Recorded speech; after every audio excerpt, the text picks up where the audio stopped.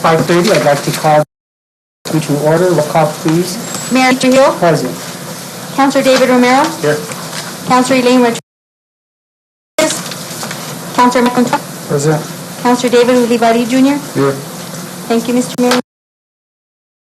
I have a quorum. Other doubters.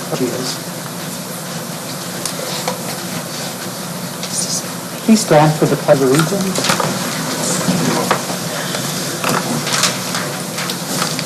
I pledge allegiance to the flag of the United States of America and to the republic for which it stands, one nation under God, indivisible, with liberty and justice for all. I'd like to just keep all the people in mind that have been dealing with the COVID situation again, and it seems like there's an uptick in cases and some few more deaths in the community. And I particularly want to recognize the family of Teresa Quintana, Dinger Quintana's family. Mrs. Quintana died last week, and they buried had her services this week. To her family, I'd just like to just say a prayer for them. And it's always a hard time to lose someone, and the holidays is even worse. I'd like to also keep in mind all the hospital workers who are working hard, and I'd also like to pray for Monica Vigil, who's retiring from the police department. I pray that her retirement is fulfilling, and that she be fulfilled with the joy of knowing that she served our community very well for the last 20-some years.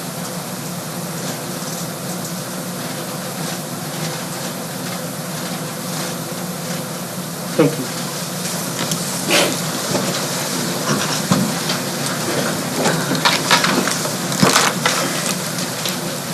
I'll entertain a motion to approve the agenda. There's a motion on the floor by Mr. Montoya to approve the agenda. Second, please. Second, Mr. Mayor. Second by Mr. Ulibarri. Roll call, please. Councilor Rodriguez. Yes. Councilor Romero. Yes. Councilor Montoya. Yes. Councilor Ulibarri Jr. Yes. I have a motion by Councilor Montoya, second by Councilor Ulibarri Jr. Thank you, Mr. Mayor. Motion carries. Next item on the agenda is public input. We do have one public input, Mr. Ralph Gallegos, and he is thanking Councilor Montoya for his assistance in Ward 2. Mr. Gallegos, if you can step up. Thank you. Thank you, Mayor. Thank you, Mayor and Council, for the opportunity to be here. Back in July of this year, I saw Councilor Montoya at 4th of July. And normally we go through staff, pick up the phone, call staff, but, Councilor Montoya, I need your assistance. Didn't hesitate. He says, "Will you call me next week and we'll talk about what you need." And so I called him, a couple of weeks later, and informed him about a situation we have at the end of Sperry Drive, on the northern part of 8th Street. It's a dead end. However, there's a very large field between Walmart and Sperry Drive and the state buildings. And we have a lot of four-wheelers, ATVs and go-karts and motorcycles driving through that field, and they come in onto Sperry Drive, and they're at a high rate of speed. And before this administration started, before the chief started, the neighbors regularly called out to the police station, and they did what they could do, but they tried to assist us, but it's heck trying to apprehend or even try to prevent them from doing that. So we appreciate the police and their response. And that day that Councilor Montoya went up there, he walked that whole lot, right? All the way from Williams Drive and all that back part, and then towards Walmart and Hacienda, to get a feel for where they're coming from, how they're doing that. And of course, then he got a hold of staff, and boom, we have a barricade there. professional, looks good at the end of the street.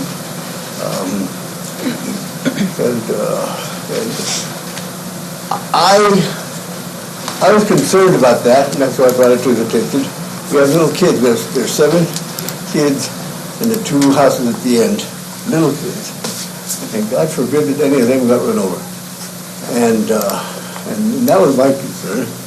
And the parents said they tried, a few years back, and nothing came about. And obviously, so we have that barricaded. And I was remiss, we were remiss, the residents of Sperry Drive, we were remiss in coming to thank Councilman and Mr. Montoya earlier. But then over the weekend, or last week, when watching the news, you see a family, a dad, with his 7-year-old son coming out of the River of Lights parade or festival there in Albuquerque, and he got hit by an ATV. Not a car, not a bus, but an ATV. And so it opened my eyes to say, go and thank them, because that's not going to happen at the end of Sperry Drive anymore. And like I said, I see all these little kids, and it breaks my heart, if something happened to them. And I appreciate that, and the residents, the moms and dads at the end of the street, they appreciate it too. So let me pass that on. Thank you very much for taking this matter seriously and putting up the prevention so we don't have these tragedies. Mayor, I'd like you acknowledged our citizens of Las Vegas, and we want these little ones to grow up and be productive citizens for Las Vegas. So thank you. Thank you. And again, I appreciate it, and I gotta thank you a lot. I have one more thing. I'd like to thank the mayor also for the appointment of your city manager. I think that was an awesome choice. And thank the council for that approval of his appointment. I mean, that's what we need. I know you set the bar high, and I'm sure Mr. Maza is going to even set it higher, and get things done. And I appreciate that. I have 3 daughters, and 2 of them live in Miami. I wish they would have stuck around a little bit longer, but they got their degrees and they have the opportunities, so that's where they live. But it's good to see somebody, the age and the knowledge that Mr. Mastas has, and I think Las Vegas is moving forward in a very positive, productive manner. So thank you all. Thank you very much. Thank you, Mr. Gallegos. I appreciate it. And Mr. Mayor and Council, I in return would like to thank our staff, because our staff are the ones that went out there and really did this job. Maria, you and your crew and the streets department and all the departments, because we had an issue with 4-wheelers, we had an issue with signage. There was no signage saying it was a dead end, or there was no signage at the end of the street. There was bar ditch problems. Then the following street had the same problems. So, and then at the same time, we encountered homeless people that were living in that area. So we attacked that issue at that same time. So yeah, we thank you, Mr. Gallegos. A lot of these things go unnoticed. A lot of times we have a lot of councilman reports and a lot of business to do, and we don't recognize everything that our staff does. But I thank you for bringing it out to the public side. Thank you, Mr. Mayor. Thank you, Mr. Mayor. Thank you. Next order of business, please. Mr. Mayor, mayor's appointments, reports, recognitions, and proclamations. The first one we have is certificate of retirement recognizing Lieutenant Monica Vigil, retiring with 20 years of service to the City of Las Vegas Police Department. I'll go ahead and yield the floor to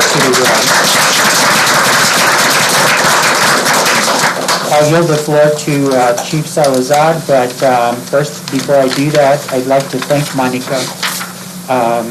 I tried to keep her on the force when I heard she was retiring, and offer her a position with the police department, and she said she has a brighter future doing something else, and which is very remarkable, and you deserve to do whatever you want to do now after putting up with the public for 20 plus years, and you did a stellar job, Monica.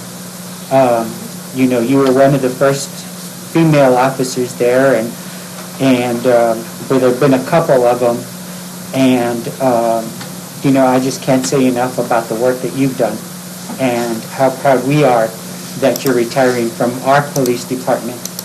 And I can't say enough about you. And your work is always impeccable, and you answered the call to the public to work with the city and work with our citizens for 20 years, and I thank you for devoting the better part of your career life to serving the public. And if you ever need a job, you have my phone number, so you're always welcome to come back to work here. Chief? Chief, will you come forward, please?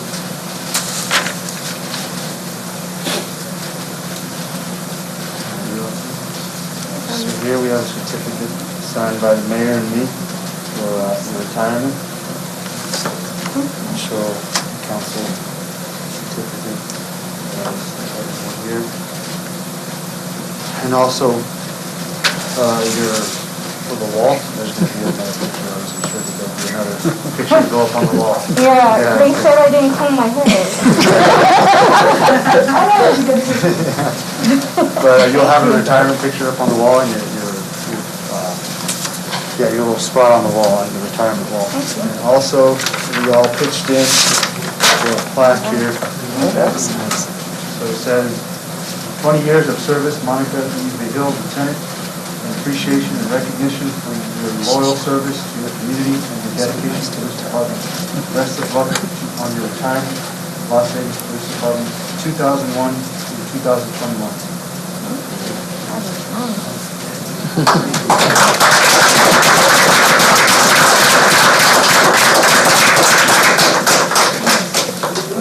And also, I just want to let everyone know, I know the mayor had some words, but while LT was at the department, and even with my short time there, I did recognize what she did.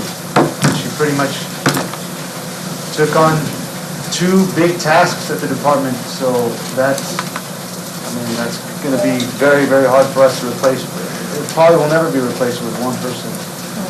It's going to take probably a big team effort to pull off what you did by yourself. And I appreciate it. And I even asked her a few times to stay. She wanted to, she has things she wants to get done, but I appreciate you. I don't know what I'm going to do, but nice to not know. Yeah, but LT, we appreciate you. I appreciate you. Thank you. Would you like to say a few words, Monica? No, just thank you. Your recognition is appreciated, and the support from people who knew me since I was a rookie. It's nice. Thank you. Well, thank you. Thank you.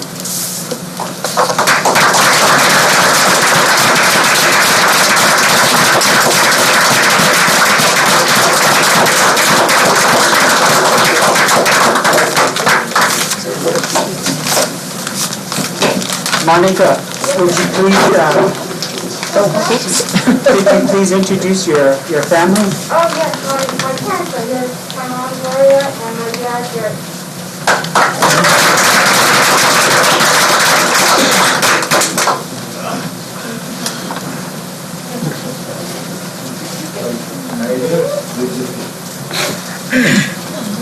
Next order of business? Mr. Mayor, we have the recognition of the Robertson High School Cardinals football team winning the Class 3A state championship. Mr. Mayor? Thank you. Who's representing Robertson here? Come on up.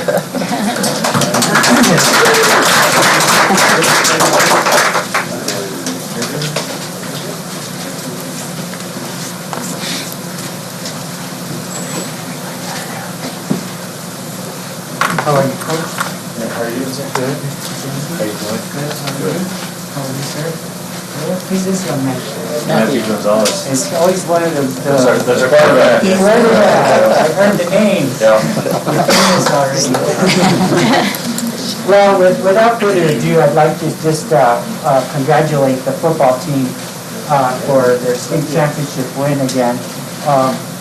This cannot happen without the support of your coaches, without the effort of someone like Matthew Gonzalez, who woke up and went to practice every day and did his thing and learned how to be a good quarterback and brought the Cardinals to another state victory. Congratulations. Is this your senior year? Yes, sir. Right on. So you got a victory under your belt. Right on.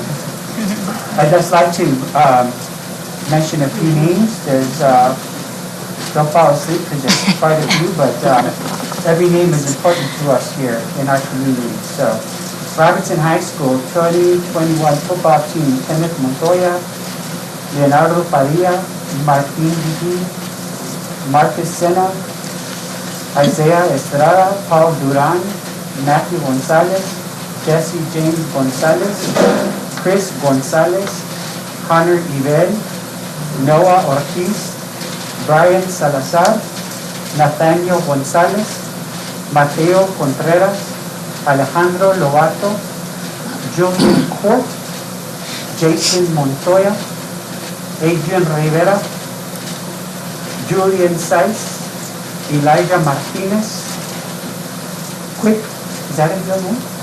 Quick, wow. Quick Cordova, Jaden Cordova, Francisco Venegas, Tony Rubin, Bodie Schlinger,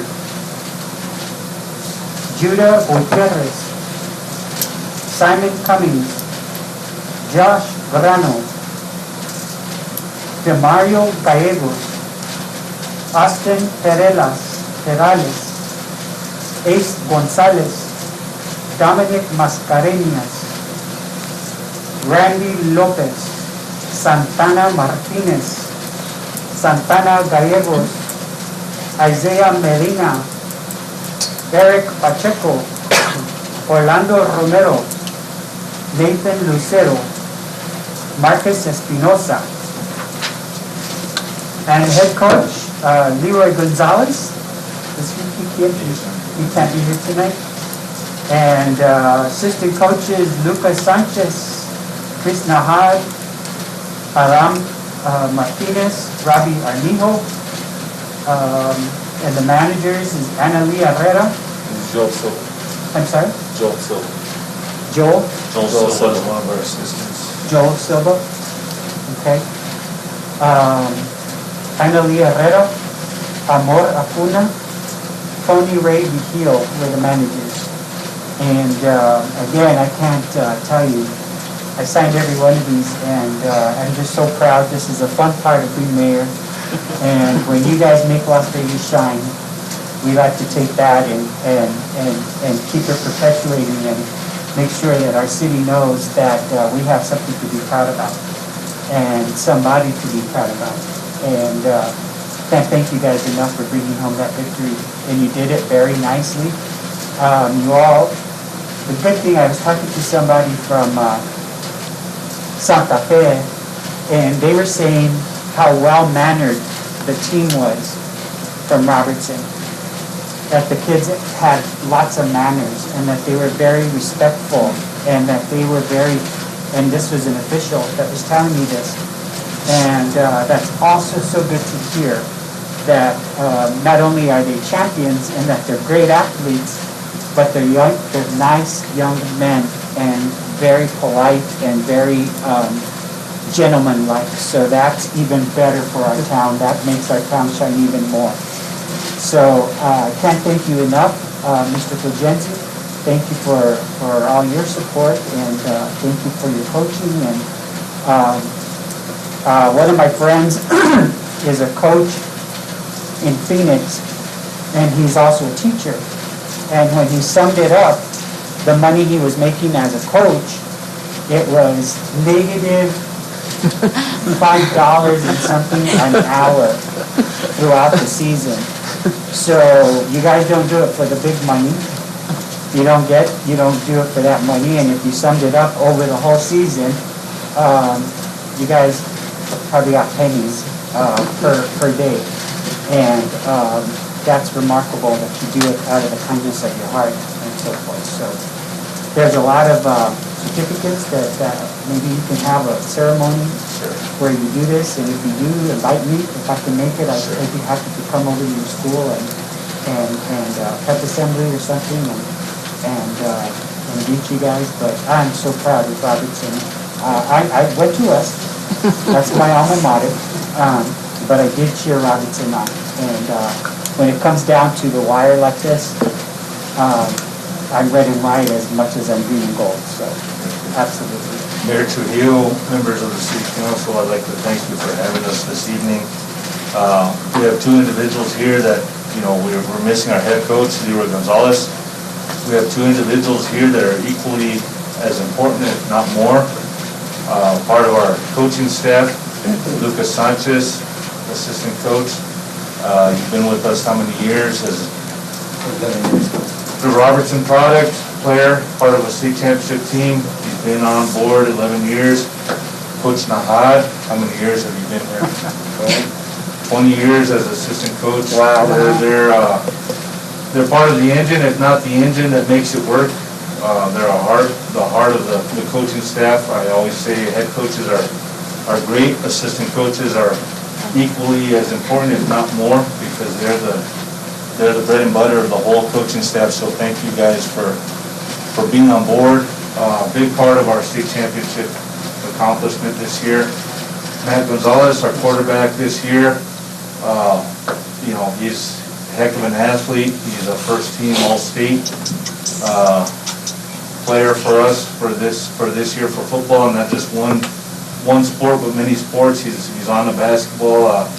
He's set the school record, I think, for 55 points the other night. Wow. Basketball. That's awesome. Great athlete, very humble, very great person, all in all, not just on the court, off the court. Very humble. I thank him for his accomplishments. I would like to recognize him. Overall, our football program is back up there. We've had a heck of a fall. I know you've recognized our volleyball team earlier on, their volleyball state championship earlier on. As we go along, we're out of the gates pretty well. In fall sports for Robertson High School, we're leading the state in our Directors Cup race. We're in first place.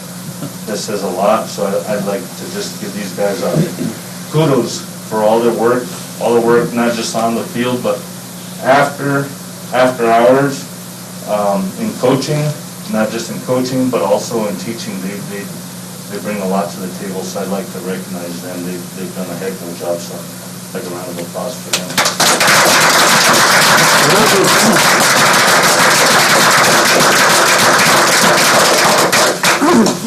We're a very proud program. We won. Unfortunately, NMA has its Moneyball matchups. We had to go through West Las Vegas first round in our quarterfinals of state playoffs. We beat them. Unfortunate that we have to knock each other off in the quarterfinals. We'll get you next time. We went on. We'll be ready. We went on to the semifinals. We played Socorro High School. We beat them at Las Vegas. We brought in these 3 playoff games. And then we finished off against St. Michael's High School, which is always sweet to beat St. Mike's, whether it be east or west. That's a big feather in a hat. We did take them down. We dominated the game. We became state champions for this year, so it's always nice to beat them. Big for the community, whether it be east or west. This time it was us. We hope to continue the tradition. We have a good tradition at Robertson High School athletics. We'd like to continue to build upon it, and we have great cornerstones in our place. Lucas Sanchez, Chris Nahad, they're big for us. Leroy Gonzalez, you couldn't be here tonight, but we can't do it without our assistants, without players like Matthew Gonzalez buying in and being a true leader. It doesn't happen. So I'd like to thank you again for all your recognition, and it's sweet to bring it home to Las Vegas. Yes. Mr. Fugenzi, I'd be remiss if I didn't say this, because recognizing the athletes is Mr. Romero's thought. He was very much involved in school board and always wants to see the achievement of students be recognized. Sure. And he's the one who always says, we got to bring those teams in, we got to recognize them. So Councilman Romero is the one who...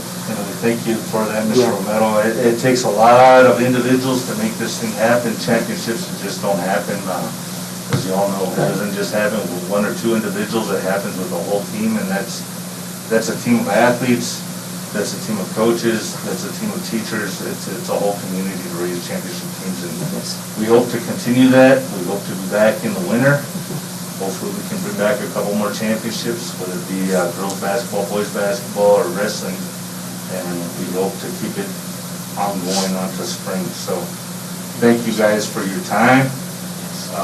Thank you for recognizing us. It's really big for us. It really helps the growth of not just our athletes and our school, but the city of Las Vegas. So I thank you all. We'll see you next December. Same place. Thank you guys. Congratulations. Congratulations, Matthew. Good job. Good work. Good job.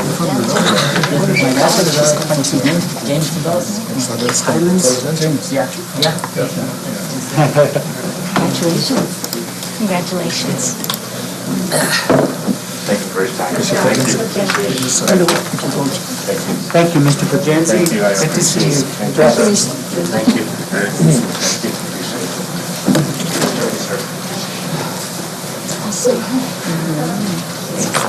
Congratulations. Thank you guys so Goodbye. much. Thank you, Monica. Good luck. Congratulations. Next order of business, please. Mr. Mayor, councilors' reports? City councilors, Mr. Mayor, Mr. Uli Wadley. I just want to, I know that we're close to Christmas, so I just want to wish all the staff and all the employees from fire departments, police department, streets, all the way, all the departments, wish them a Merry Christmas and a Happy New Year, and let's come back this year and work a little harder for our city and be happy about Christmas. Yep. Thank you. Thank you. Anybody else? Mr. Romero. I just want to add to what Councilor Ulibarri said. Is again, as we go through this spirit of Christmas, I honestly, in my third year, going into my fourth year, I've never seen such spirit within the community as I'm starting to see this year, and that's because I see, all staff from PD to Public Works to roads, there's kind of a little bit of enthusiasm within the city of Las Vegas, and that's positive to see. Again, thanks to our city manager, Leo, for doing what he can. I know there's so much work to be done, but he's doing our best. Thank you, April, for kind of being the sidekick there and trying to do as much as you can. Cassandra, Danielle, Chiefs, both Chiefs, DC. It's a good feeling within what we're doing here at the city of Las Vegas. And I think that needs to be said. Thank you, councilors. It's been a good run this past year, and starting to see good. I just wanted to let everyone know the tent is going up for the skating rink. Hopefully the skating rink is supposed to be here tomorrow, but don't look like that's going to happen, so the following week, but the tent will be up. And just a lot of excitement going through our community, so just wanted to thank everybody for all that they do. Thank you, Mr. Mayor. Thank you.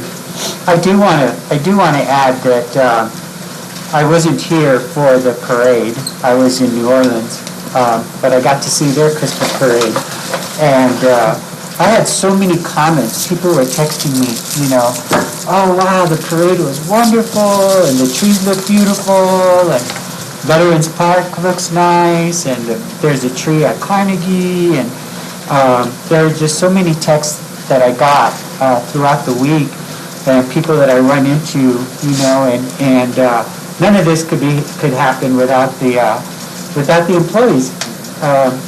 I saw them out there rolling out those Christmas lights and climbing those cherry pickers and putting it on those trees and doing everything they could. So Las Vegas looks beautiful, and it's couldn't happen without our employees. So Merry Christmas to all the hardworking employees that the city has, and we look forward to more beautiful holiday seasons together. Mr. Mateo? Yeah, I also would like to thank all our employees, starting from our city manager on down the list. It hasn't been an easy year for anybody due to COVID, and those numbers are keep going higher and higher. But I don't know what to expect this next year. But if we survived that last year, we can survive anything. There were a lot of challenges. I thank the mayor for the curfews and what he did on his emergency status to keep the community safe. And also, I'd like to thank Mayor and Council for working together and for having one vision. And that one vision is to help our citizens move forward with our community, keeping them healthy, keeping them safe, and trying to bring economic development to this community. That's important. So our kids don't leave this area. You saw a great product right here, Mr. Sanchez, a great family from Mora. He came and played at Robertson. He was a star during his high school years, and now he's giving it back so other kids can be stars. And that's what we need, is we need to keep our young youth here so that we can move forward. I think one of the best examples the city did this year was hiring Mr. Maestas as their city manager. He's a young, intelligent gentleman that he's not afraid of any task. And if he has to do it at the moment, he'll do it. That's just the kind of individual that he is. But he understands our community. He understands the people that live here, the ones that come from other places. He understands how to move a city forward. And we've done a lot of projects. We've done a lot of projects this last year and a half. And I'll tell you, that's not going to stop. There's a whole list that Maria has and every department has. And Mayor and Council has a list of priorities. Now we're going to get towards the legislative requests, and there's another list there of priorities. So hopefully the community is happy with what's up here. Hopefully during this election, the citizens recognize and see that we're working together, and so we can continue doing what's best interest of the community. And thank you, staff, again, for all that you guys do, all our employees. Thank you, Mr. Mayor. Thank you.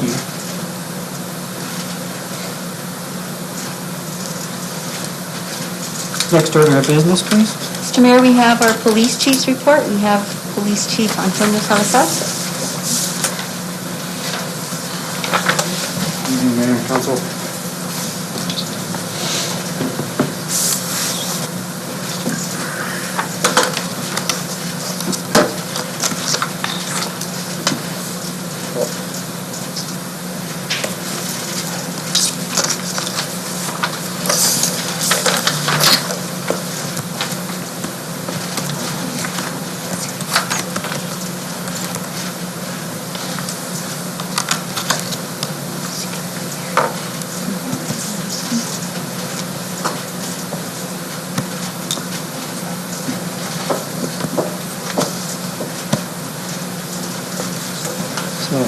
Start here in a couple of seconds, but there's on the slide here, there's a couple of highlighted points that everything's on the presented agenda, but there's just a couple of highlighted points.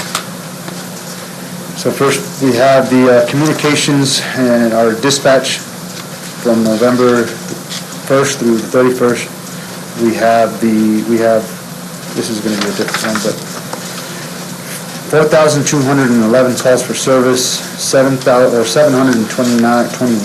911 calls, 1,905 admin line calls, 1,251 police department calls, 71 fire calls, 194 medic calls, 87 medic calls, 53 city on call, and 87 animal control calls. And here for the Field Operations Division, you can see the calls for service were 1,251, and the traffic citations were 186, 13 non-traffic citations, 2 parking citations, and 34 arrests were made during the month of November. For our records, also from the 1st to the 31st, 110 offensive reports were entered, 42 traffic accident reports were entered, 207 citations were entered, 158 customers were attended to, 305 offensive incidences and traffic accident reports were scanned, 18 City of Las Vegas IPRs were completed. We're also working on the destruction order for the 2004 through 2017 citations and the 2005 through 2016 incident reports, and also the miscellaneous documents. And so we're going on to the grants. I know this is a different one for our narcotics and evidence. Our grants department, they completed IPRA requests, entered citations, and completed daily internal audits, completed and updated monthly missing OI and offensive reports and traffic accident reports. Working on the NIBR entries for our Tyler system to report to the Public Safety and FBI. And this is our Street Crimes Division, investigations, narcotics, and evidence sections. So as we can see here, there was 10 cases were assigned. 0 of those were self-initiated. 8 arrests were made. 0 missing person and 0 stolen vehicles were recovered. 2 search warrants were executed. And we had 7 cases closed in that division. So here we have the evidence that was seized by investigations agents and patrol officers. 1 gram of methamphetamine. We didn't have any cocaine that was seized. We had crack cocaine. We had 2 grams. Fentanyl, we didn't have any fentanyl pills that were seized. We seized 1 firearm, 0 Suboxone. We have right now in evidence, we have 85 cases. We have 271 items that were turned into evidence. Property that was released from those was 4. Cases at the labs are 100. That's the forensic labs for testing, any type of testing, and the RCFL for the phones. We have 1. We've seized 4 firearms from patrol. On the patrol side, they seized 3.4 grams of methamphetamine, and Suboxone strips from patrol side, we have 28 that were seized. IPRA request included the DVRs and CDs. It was 15. Fentanyl from patrol, there was 2 grams, and 208.2 grams of marijuana was seized. Mr. Mayor, quick question, Chief. On the marijuana now, the 208 grams, is that because they're older? Because technically now you're legally able to possess? Correct, that was the older one. So that was from that. So that has a different thing. They were either over the amount that they could legally possess, or they didn't get their licenses or any type of regulations. So they were illegally possessed marijuana. Thank you. So as our animal control, we have 62 calls for service, 18 citations were issued, 17 animals were impounded, 6 notices were given, and out of those 6, 1 complied. For training and recruiting, we hired Devin Atkins, who is a certified officer, Kevin Duran, who is a non-certified, Erica Garcia, Isaiah Ortiz, Chris Lujan, and we completed and now just recently hired these 3 individuals for our dispatch: Ana Maria Armijo, Amri Lucero, and Roseanne Rodriguez. And they are currently in FTO phase or CTO phase in our dispatch. The community events, police personnel assisted with the Thanksgiving baskets on November 22nd, and police personnel participated in bowling and narcotics with the Union School. And also, we're talking about the parade. We also had Las Vegas Police Department parade, or sorry, a float that we entered into the parade, so. And I saw a couple of council members there, so we had participation, not only leading the parade, but we had a float in the parade. Right now we have 3, so we promoted 2 sergeants since this has come up, but at the time we had 3 vacancies for sergeants, but only 1 now. 1 police officer, the community service aide, we have 2. Right now we have 1 dispatcher vacancy, and that's our communications manager. And our dispatchers, we have 5, but like I said, we filled 3 of those positions, so we're down to 2. We still have the 1 records clerk and 1 administrative assistant, which will be, she accepted the hire date for this coming up year, for January. So we'll have that position filled. And 2 animal control officers. And I stand for any questions from the council. Mr. Mayor. Mr. Olivato? Chief, on your report, I don't see any, how many vehicles do you impound? I see that you had, let me see over here, 42 traffic accidents. How many of those vehicles were impound or? So none of those taken to salvage, is that what it was? Well, the impound, where, how many vehicles were impound? None. We didn't have any vehicles that were impounded from traffic accidents. Right. Thank you, sir. Mr. Romero? Chief, Yes. can you kind of let us know, what's the process? Who's actually in charge of the animal control officers? Is it you or is it?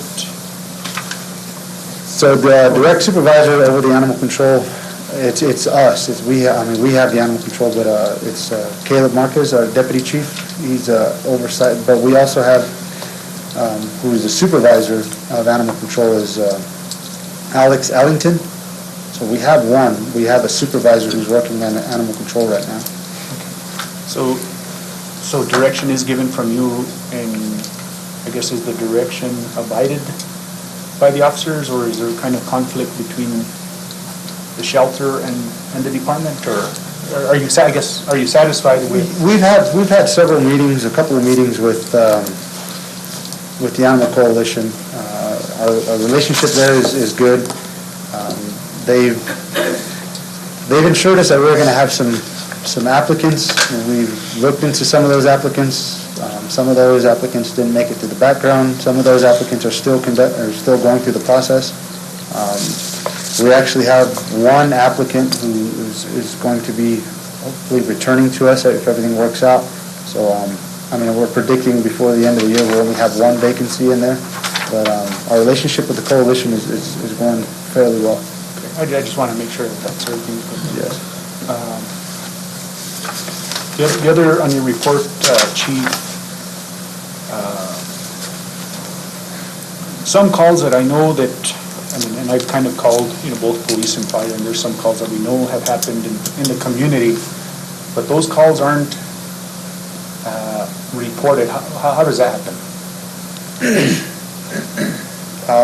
They just don't call them in. They don't have, if there's, let's say if there's a fight that happens somewhere, it gets around through the community, but no one reports it, no one calls it in, so we don't have any, we can't track that.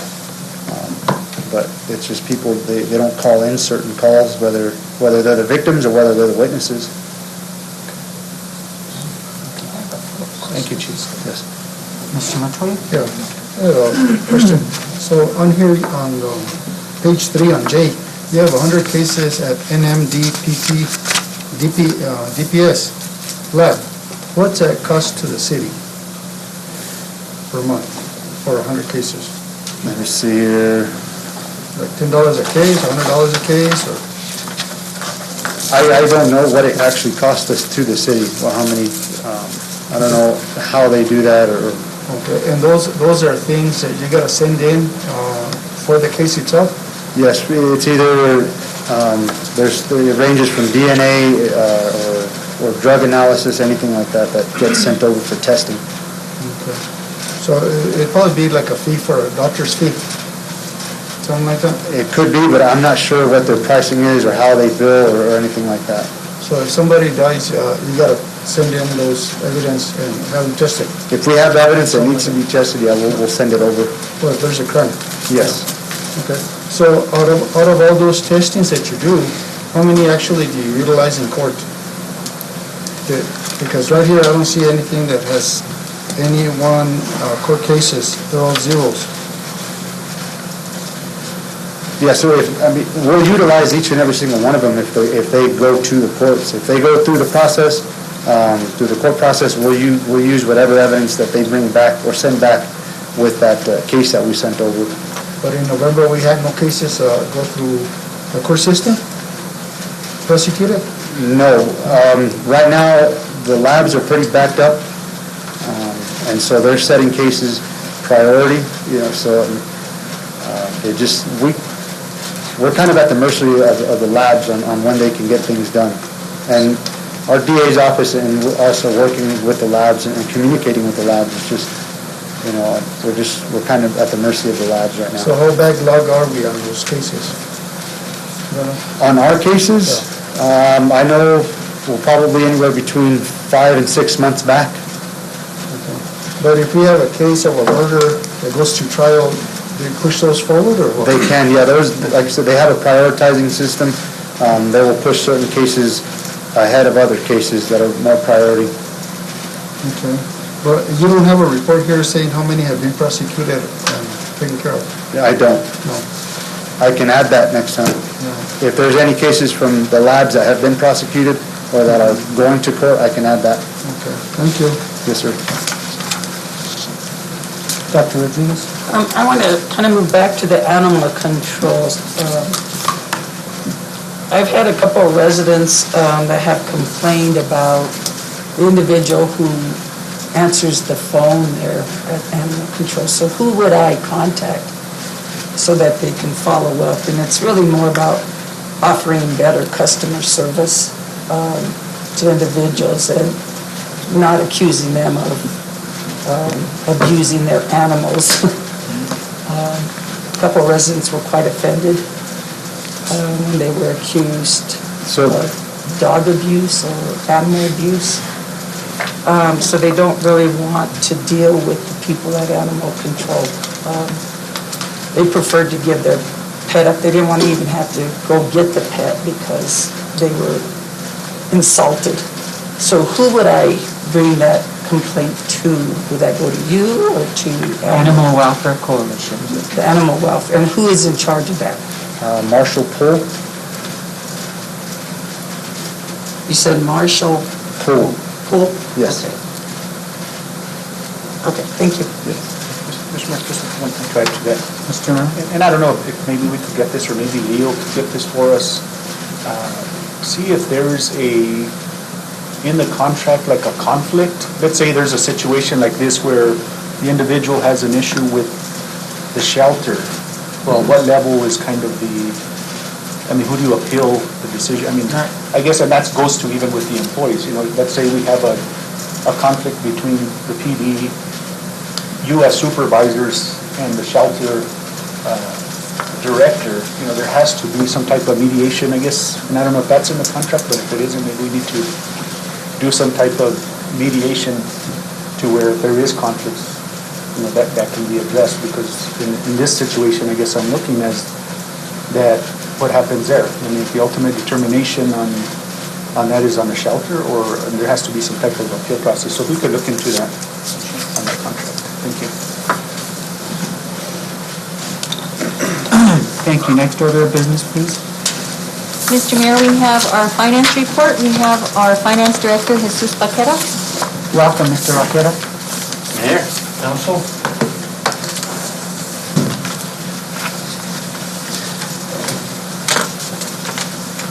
Finance report is for month ending November 2021. General fund, 42% revenue, 37% expenditures, with $20,125 surplus. The enterprise, 35% revenue, 27% expenditures, with 912,569 surplus. The rec center, 25% revenue, 19% expenditures, with $93,098 surplus. Lodgers tax, 54% revenue, 29% expenditures, with $107,805 surplus.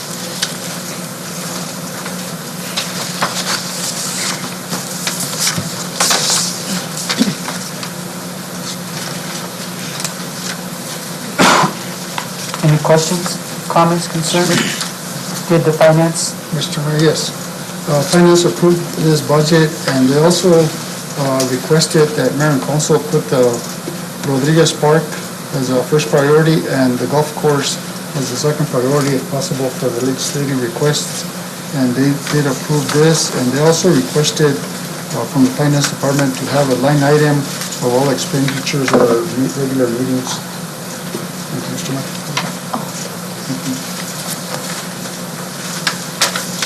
Mr. Raqueta, the question you'll always ask, is there anything that you need to alert the council about, any irregular spending, anything you need to notify the council about that you want to let us know about? No, sir, except for the fact that our audit is due today. So hopefully that goes well. Thank you, Mr. Romero. Jesus, on the rec center, and I don't know if these numbers are included, in speaking with Stephen Aragon, he was saying that so far his estimated revenues for Yabel and that were up based off of projections. Is that reflected in this budget? No, it's not. Revenue won't probably show up for next month since they're barely getting started. Yeah, just in conversation with Stephen, that there was some positivity in what they've been generating. I know there was kind of some issues to cost and stuff like that, but revenue in that portion, he said, is good, so just kind of wanted to bring that up. Thank you. Thank you, Mr. Raqueta. I appreciate all your work.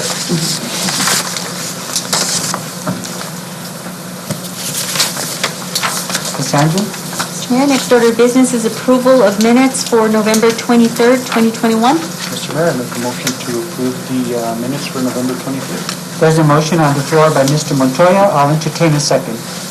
I'll second. Second by Dr. Rodriguez. Roll call, please. Councilor Montoya? Yes. Councilor Olivetti Jr.? Yes. Councilor Rodriguez? Yes. Councilor Romero? Yes. I have a motion by Councilor Romero, second by Councilor Rodriguez. Thank you, Mr. Mayor. Motion carries. And thank you again for all your work, Cassandra. You're welcome, Mr. Mayor. Appreciate it. Moving on to business items. Our first business item is request approval of the contract between the City of Las Vegas and Samaritan House.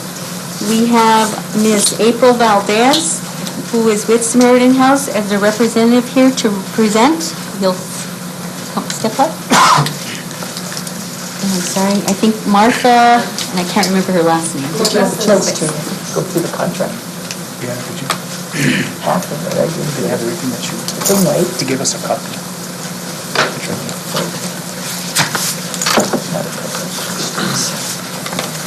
Most of that. Thank you and welcome. Hi. I appreciate you being here.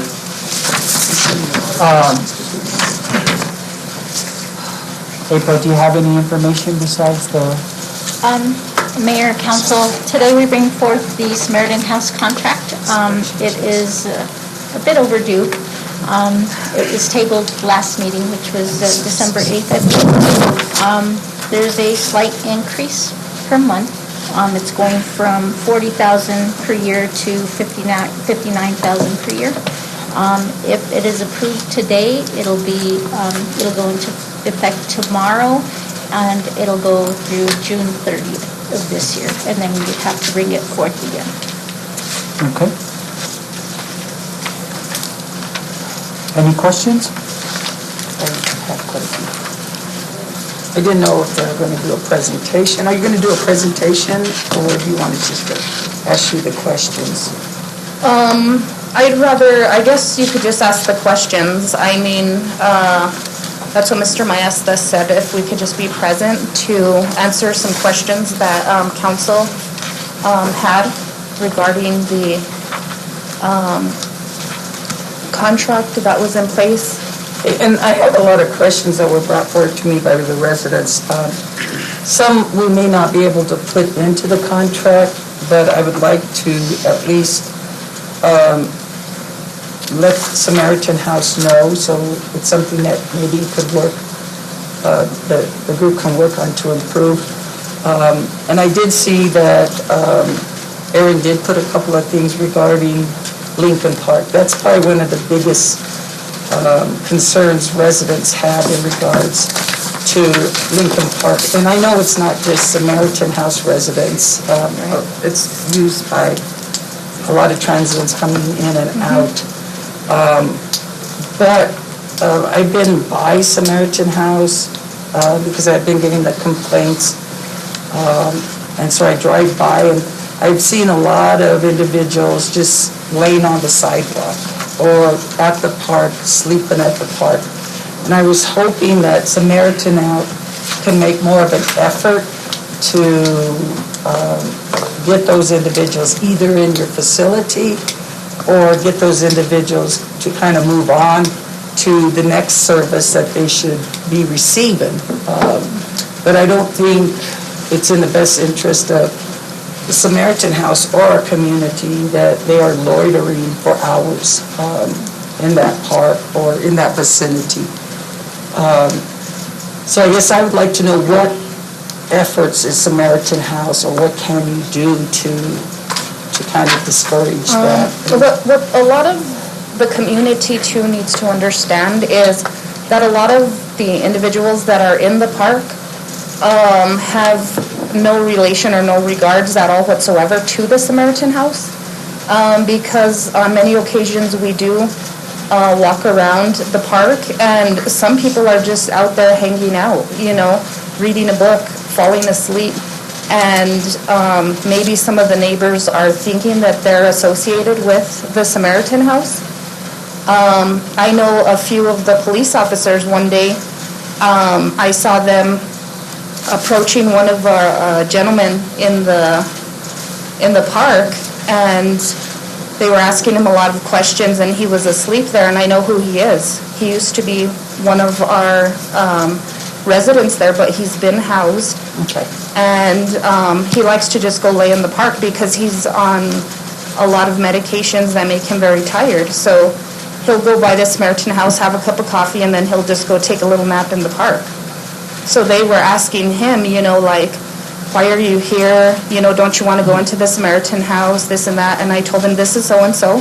I said, he actually doesn't belong to the Samaritan House. He has a house. You know, he's just taking a little siesta in the park. I said, what's wrong with that? You know? And they were like, you know, sorry, we didn't know, and we thought he belonged to the Samaritan House and this and that. So my thing is, and I get a little defensive, you know, because right away people see anybody in the park or anything, and one, they assume that they belong to the Samaritan House, and they're homeless, and they shouldn't be there. And it's like, that's the park. Like, anybody could be there.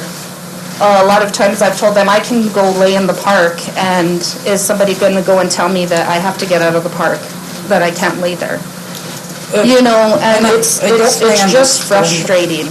I understand that, but I don't think the best course of action is to get defensive about it. No, I don't. We have a lot of residents who are complaining, and what we're trying to do is kind of navigate and make it so that the residents are comfortable and Samaritan House can coexist and be good neighbors.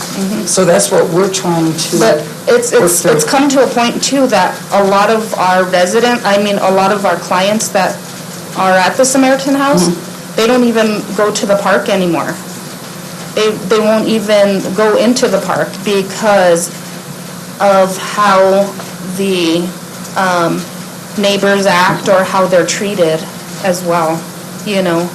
So they'll just go other places, they'll go walking, they'll go just because of that, as, you know. No, I know it's a difficult situation to navigate through, and I just want you to know that we're here to help you. But we do also get a lot of calls from the residents, so we're trying to accommodate both entities. The other thing that I asked Scott to put in the contract, and I didn't see it, is there any way, and you may already do this, I don't know, of having like a community forum, like maybe monthly or quarterly, just to have residents in the area come and talk to you, and you'd be able to share information with them. I think it would create a better relationship, and I'm not sure if you do that already. Is that something that you would consider? Yeah, we doing in can the consider future? doing that, yeah.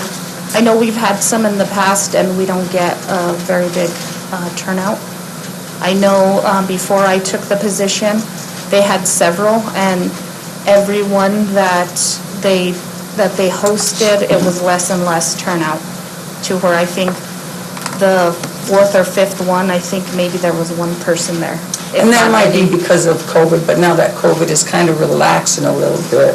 And that's not unusual. I mean, we post a lot and we don't get, but it's making the extra effort to work with the residents, because ultimately you'll both have to be good neighbors to each other. Yeah. That's just how it kind of works in this situation. Is there any other questions? I had others. I don't want to dominate. Go ahead, Mr. Romero. Were you able to see the contract? And you guys are okay with that? Okay, so going through the contract on street outreach, are you okay with that? I mean, We do have street outreach right now, it's just that due to employee shortage, we don't have the staff to be going out like we had way in the past to do street outreach, like our services intended us to do, to go out and do street outreach. So hopefully over the course of, some time that we can become fully staffed, we can start doing that again. okay, so that, and I will state this, is that I represent pretty much that, that's that in that area. And I'm not going to sugarcoat nothing. I mean, I've had residents contact me pertaining to, and of course, they might or might not be yours, but we're trying to find a medium ground here, where residents are going in and plugging in their cell phones into their outlets and things like that. There's a lot of concern. I mean, I've had, pictures that I could share with you where there's wood gathering happening in Lincoln Park. These people need services, and I know you're short-staffed, but we need to, and this is one of my reasons in supporting increasing the budget, for you guys. But we need to, me personally, I would like to see those, services increased, and, so now you're kind of saying that you can't provide those street outreach, even though we're giving you more money? Well, that's what we've needed, is the money and the increase, because right now our finances we're in the negative. So that's why we've asked for this increase, because we can't sustain the employees to do this type of work. Right now, the employees that are there have to be watching the guests that are in there at all times, so we can't do both. The employees that are in there have to be watching the guests while they're in there, feeding them, showering, doing laundry, things like that. We don't have that extra person that we could be going outside to do street outreach or anything like that. We just can't do it right now. So we need those extra funds to be able to hire an extra individual that could be doing street outreach and things like that. Yeah, and I think there's still more, discussion that we need to have, even more, but, I think the threshold, if we go over 60,000, there's the questionable that we have to go for RFP, and that could bring in another completely different entity from you guys. So I think we're kind of maximizing, what we can currently without having to go through that process in support of Samaritan House. But at the same time, and me as a counselor for that area, and I know Rodriguez is kind of a little more further up, but so she gets the same concerns, is that we need to really, really work together. And I think there's some language put into this contract that, hopefully addresses that. But I think that the big important part is that communication.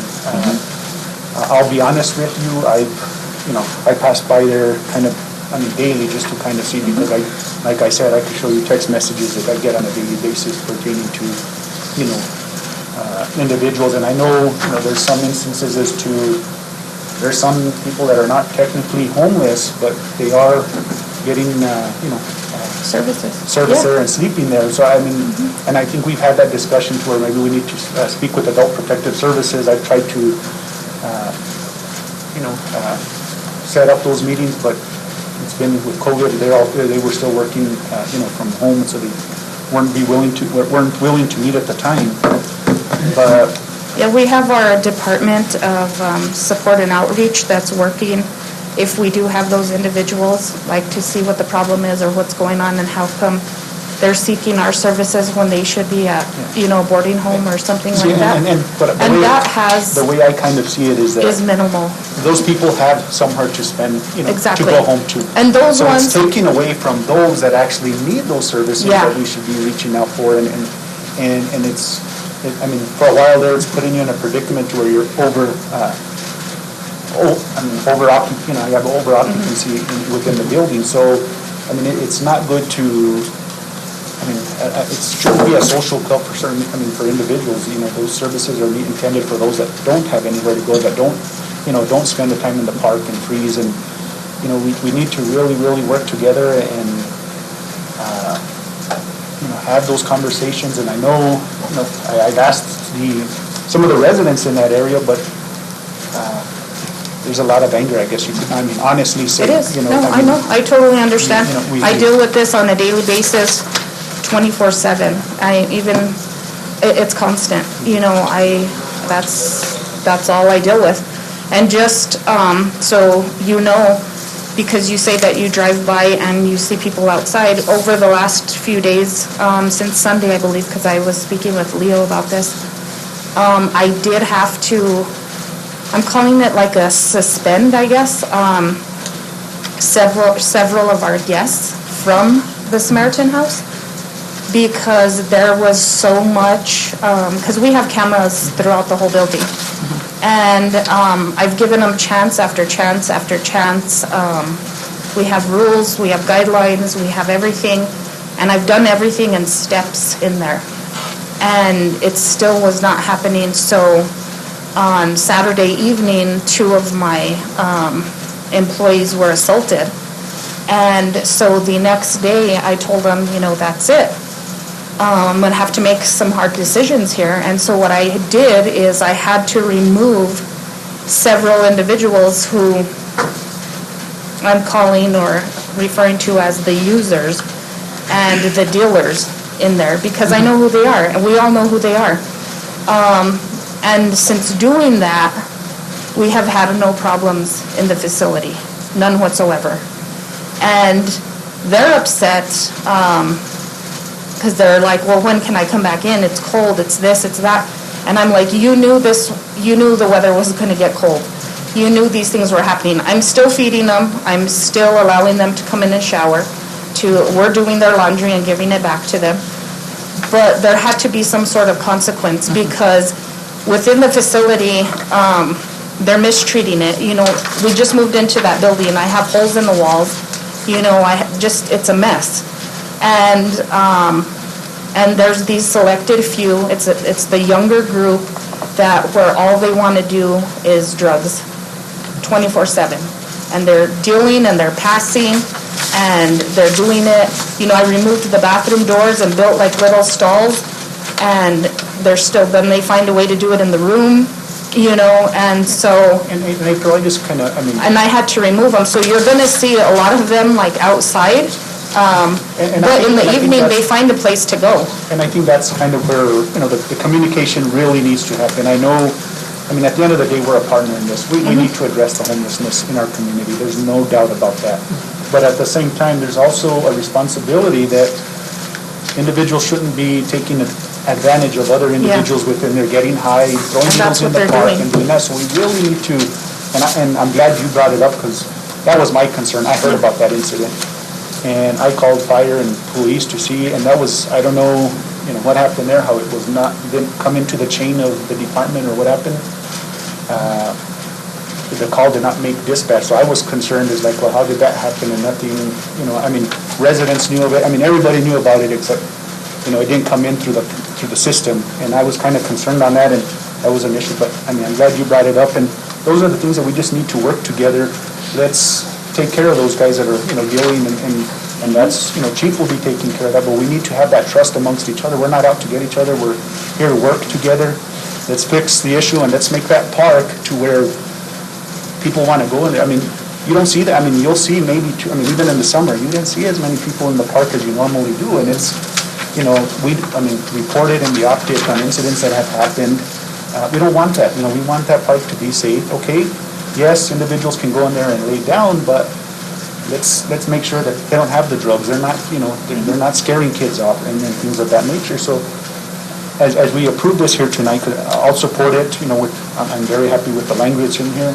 I know there was some fire code compliance stuff that, I think it's been addressed also. Yeah, we're working on it, yes. And so most of that stuff is in here. At the end of the day, let's work together and put a trust within fire, within police, within the parks where we're working together, and let's get that street outreach and help those that really need it and not those, and kind of weed out those that are taking advantage of the system and using it as a way to make money or whatever they're doing within their drug dealing. So thank you for, taking care of that incident and trying to fix things, because that's I guess that's the first step, is admitting that there was a problem and taking care of it, and to me, that sounds good, so thank you. Thank you, Mr. Mayor. Thank you. There's a lot of these comments and a lot of these concerns that are necessarily involved in this contract or stated in this contract. I know that you all have a board meeting monthly. I would definitely entertain that maybe on a quarterly basis you come to the city council and you let us know what's happening so that we can exchange these thoughts and ideas. Okay. And I think the contract states that we will engage in such meetings. Stuff that we cannot solve tonight. There are concerns that you're well aware of. Hopefully in the future we can work together and bring these concerns up to you and as well as the public. And I know how unfair it is for them to blame everything on the people who are in the park, even if they have nothing to do with Samaritan House. Right. It's just a transient area. It's on Grand Avenue. It's by the exit. But, everyone assumes that it's that darn Samaritan House. And Totally. it's not necessarily always true. And so we're happy to support this. I just like to continue the dialogue and set up something regularly where we get to talk with each other and work some of these things out. Mr. Montoya? Hi, April, and thank you. Hi. April said she was a little kid from the neighborhood. I'm so glad to see that you decided to stay in Las Vegas and help your own community with your education. Martha, I've known since high school, so junior high. Thank you. My question is this: how many are those people that you have there, homeless people from the community? And how many are basically from out of town or travelers? They're all from here. All from here? Mm-hmm. Okay. So something happened in their lives and with their families that kicked them out, or they're fed up with them, and Chief, you probably have identified all of them, right? At some point or another, you've run into all of them. Yeah. So we serve how many there now? I know when I was there, we were serving 18, 20. the highest number? How many are there now? Right now, that are staying, well, we were at about like 20, maybe about 26, 27. And now, since I removed those individuals, we're down to about 12 or 13. Oh, wow. And what's the capacity of that building? The overnight stay? We just got a number, and it's roughly about 35. Okay. And what's your cost per meal? Cost per meal, And you serve what, twice a day or? three meals a day? Times, yeah. Well, I was trying to put the numbers together, and with the numbers that you're suggesting, it comes out to about $5 a meal, which that's pretty good. And the other thing that I had is, I hear complaints all the time, but yet this item was advertised on the newspaper, on our website. It's been talked about, we've had meetings about, and yet right now we have no one in opposition. So, it kind of, we don't want it in my neighborhood kind of thing, but it is here, we gotta deal with it, and like Councilman Romero said, we gotta work together to solve the issues that are at hand. And I go by there all the time, probably every other day, just to check on things. Maybe it wasn't the best location, but we had no say-so on that. And you never know, maybe down the road we can change it to a different location. Right. But we have, like I said, we gotta deal with the problem. I know that the complaints from the Allsup's store they complained to us about theft, about more calls for the police department, tying up our officers on petty stuff like that up there. So I again, I'm with Councilman Romero. I think that we need to have that open dialogue on the contract. It does read that you got to submit to the city manager monthly in order for it to be paid. So hopefully that will grow right there, and he'll bring us up to date on a monthly basis on his report as to the activity that's going on and where you're at. I do ask, Mr. Attorney, where in this contract can we put on there that not a penny of this will be spent on salaries for employees? Because that's not the request that it was for. It was for the homelessness and this community, and where can we put it on there? Because under which category would fit better? We could put it under the compensation and payment schedule. That seems like it would be, if that's what it's tied to. Because I asked our city manager, and I asked you, April, when we met with you up there a couple of times, that I wanted a breakdown of the employees, how many you had, and what salaries they were at, and so forth. But to this day, I haven't gotten any.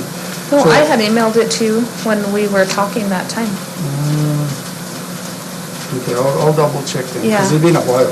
Yeah, because But I had this asked was back like in June, I think, when we were Yeah. talking on the phone. I'll ask Mr. Maesta, see if he got a copy after also. But anyway, my point is that this contract should go towards, not towards salaries, employee salaries, but go towards the homeless, period. Because there is such a great need there. Yeah. And that's what you're asking for here. Exactly. That's the way I And understand the it. way it is that money is directly for the shelter. And the way it will work is for the shelter, but it's needed for shelter staff as well, because I need, Yeah, well, I'm saying you have other sources. The county puts in how much? they give us 30,000. 30,000, and then the other grants that you get, you're not self-sustained by the county and the city. No, but portions of those we have to pay the entire salaries of the whole facility. And only portions of it come out of there. So then that leads me back to the question, is how much is your salary base per year to run that place?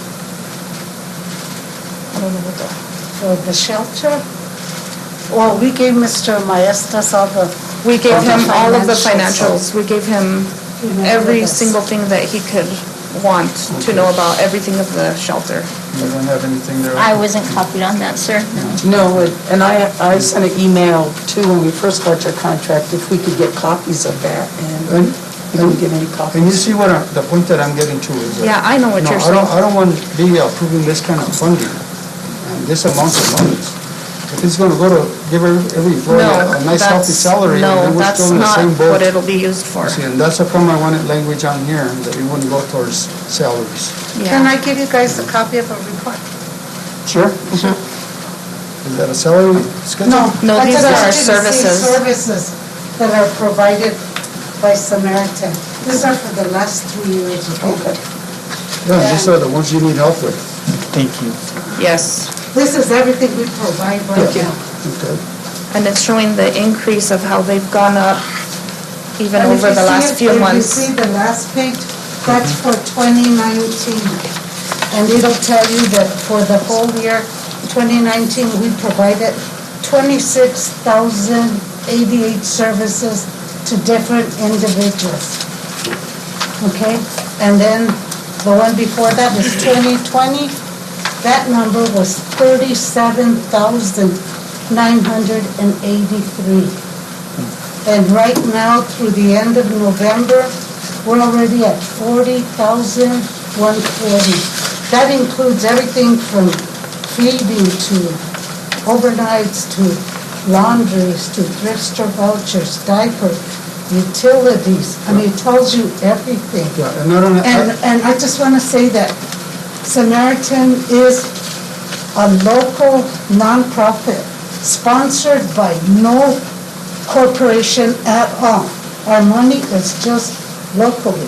We only get from the county, from you guys, and from MFA, that's it. Donations. So we need it. I mean, if we didn't have this service, you guys would have to have a shelter. You guys would have to assist the community. We're trying to do something. And you don't get grant money? You get no grant money? Just from MFA, we get very little. Very little. And is that because you need, because you used to have, there used to be a grant writer for Samaritan House, because Well, that's one of our board members. I know the previous director, George Lyons, Right. and he would work on grants, but you used to have Yeah, we all an do them, individual like grant writer. I do them, and one of our other, Katie two other McDonald. people. Yes, Katie yes. McDonald, she's our board member. And she's no longer writing Well, grants. she's still trying, but she's 86, so it's kind of hard for her.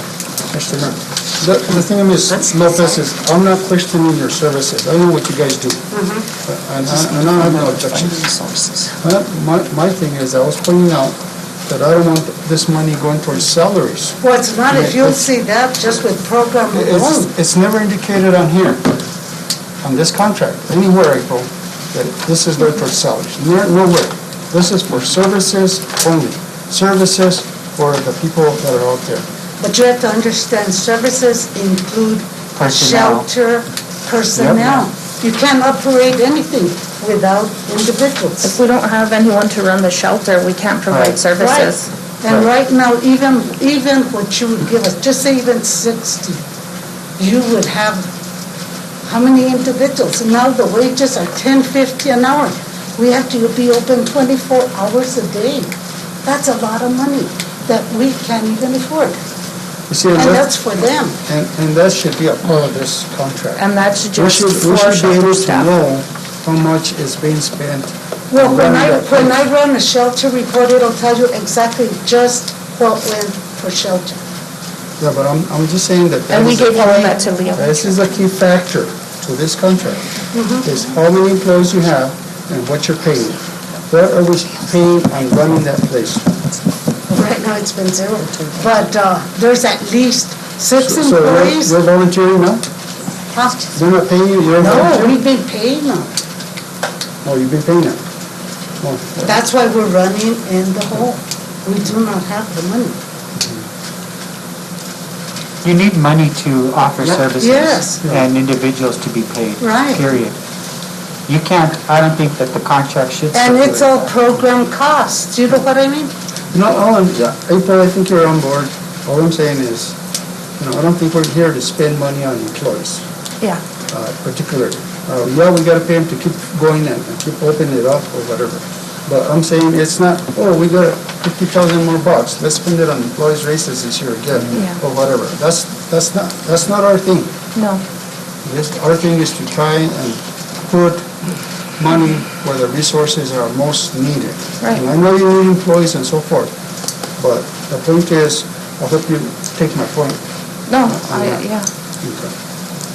Because I don't want to see somebody in a big old Cadillac tomorrow. Oh, no.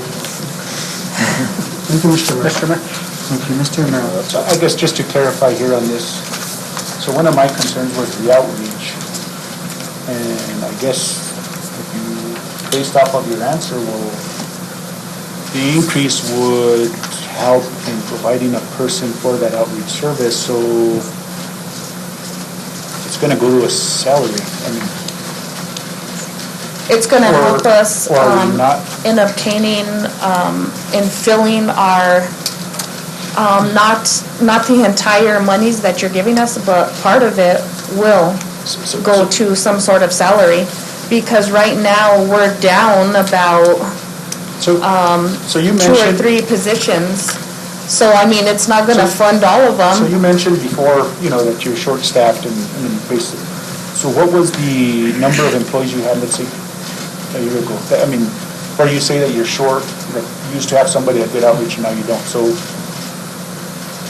did you guys cut or just leave or absorb or how Well, did that I that? couldn't really answer you because I wasn't a part of the organization. And since I've been there, I'm choosing to do things differently Yeah. from So the how way many- it how was many being employees run do you before. have And from the way that it was, even a year ago, they were at a different facility over on Mills that didn't have the amenities that we have now. So like now, we actually have rooms, shower, we have all these things. And so we need, the way that I've seen it, and actually it should be more, we need 2 individuals to be on shift at all times. When we have one, it's chaos. Like, that one person cannot be running the shelter by themselves, especially if they're in the kitchen trying to serve them meals. They don't know what's going on down the hall, in the room, watching them, or in the shower, in the bathroom, or whatever. So if one is in the kitchen doing meals, at least that other one is out there watching and keeping an eye the whole time. And right now, we only have one person for each shift. So, a year ago, they were on Mills Avenue, and they all just slept in one big room on cots. So they could have just one person, because that one person, and they didn't have a kitchen, they didn't have showers, they didn't have nothing, so they could just sit there and watch them sleep the whole time. And they only opened at nighttime. Now we're open 24/7. So that's the difference now. And now, another thing that I want to add, because of everything that's been going on, is a security guard. So that way, at some point, we can bring these other individuals back that I So honestly, suspended. that was kind of one of my. So we can bring them back. But, so when they do come back, if they choose to come back, they're going to be searched. Their bag is going to be searched. Their person is going to be searched. And we do put their bags away. They're not allowed to have bags in the room. But every now and then, they're like, I need to come get something from my bag, or I need, so prior to them coming in, well, guess what? Your whole bag is going to be searched. You're going to be searched. And if you don't want to go through this search, well, then you have the choice to leave, because this is what's happening now. And that goes, I don't know, if maybe you had a conversation with Leo, because I did sit down with Leo and Scott, and that was one of my proposals was, I know you can't, RPD can't be there all the time, and Exactly. one of my suggestions was, and tie it into outreach services, but a security guard, because, and that was one of my suggestions, but he said, well, there's no way that, they can afford a full-time security guard, all that, but, it's an idea. We can sit here all we want, but at the end of the day, we need to find something that, until we find a bigger solution, I don't know, I kind of agree with you as far as this money has to go towards something because, Yeah. an individual, that's, of course, I'm not involved with your organization, but an outreach person or security guard, somebody that's gonna help out, in number one, making sure that paraphernalia is not getting into the facility. Number two, that, we don't have these individuals that shouldn't be there, at the park or and I'm gonna say it, they're probably the ones that are, selling or doing the paraphernalia, hanging out at the park, You have, your clients going back and forth, and that's where we need to speak with, the police and kind of, shut that down. I know, in speaking with Chief, he has, suspicions as to certain individuals. We've had that. We just, we need your help. And plain and simple, we need your help. You need to be able to trust law enforcement. I know, again, going to the code of compliance, I know there's like a hydrant thing on the side of the wind, what's that street, Chief? Where you connect the hose to the building.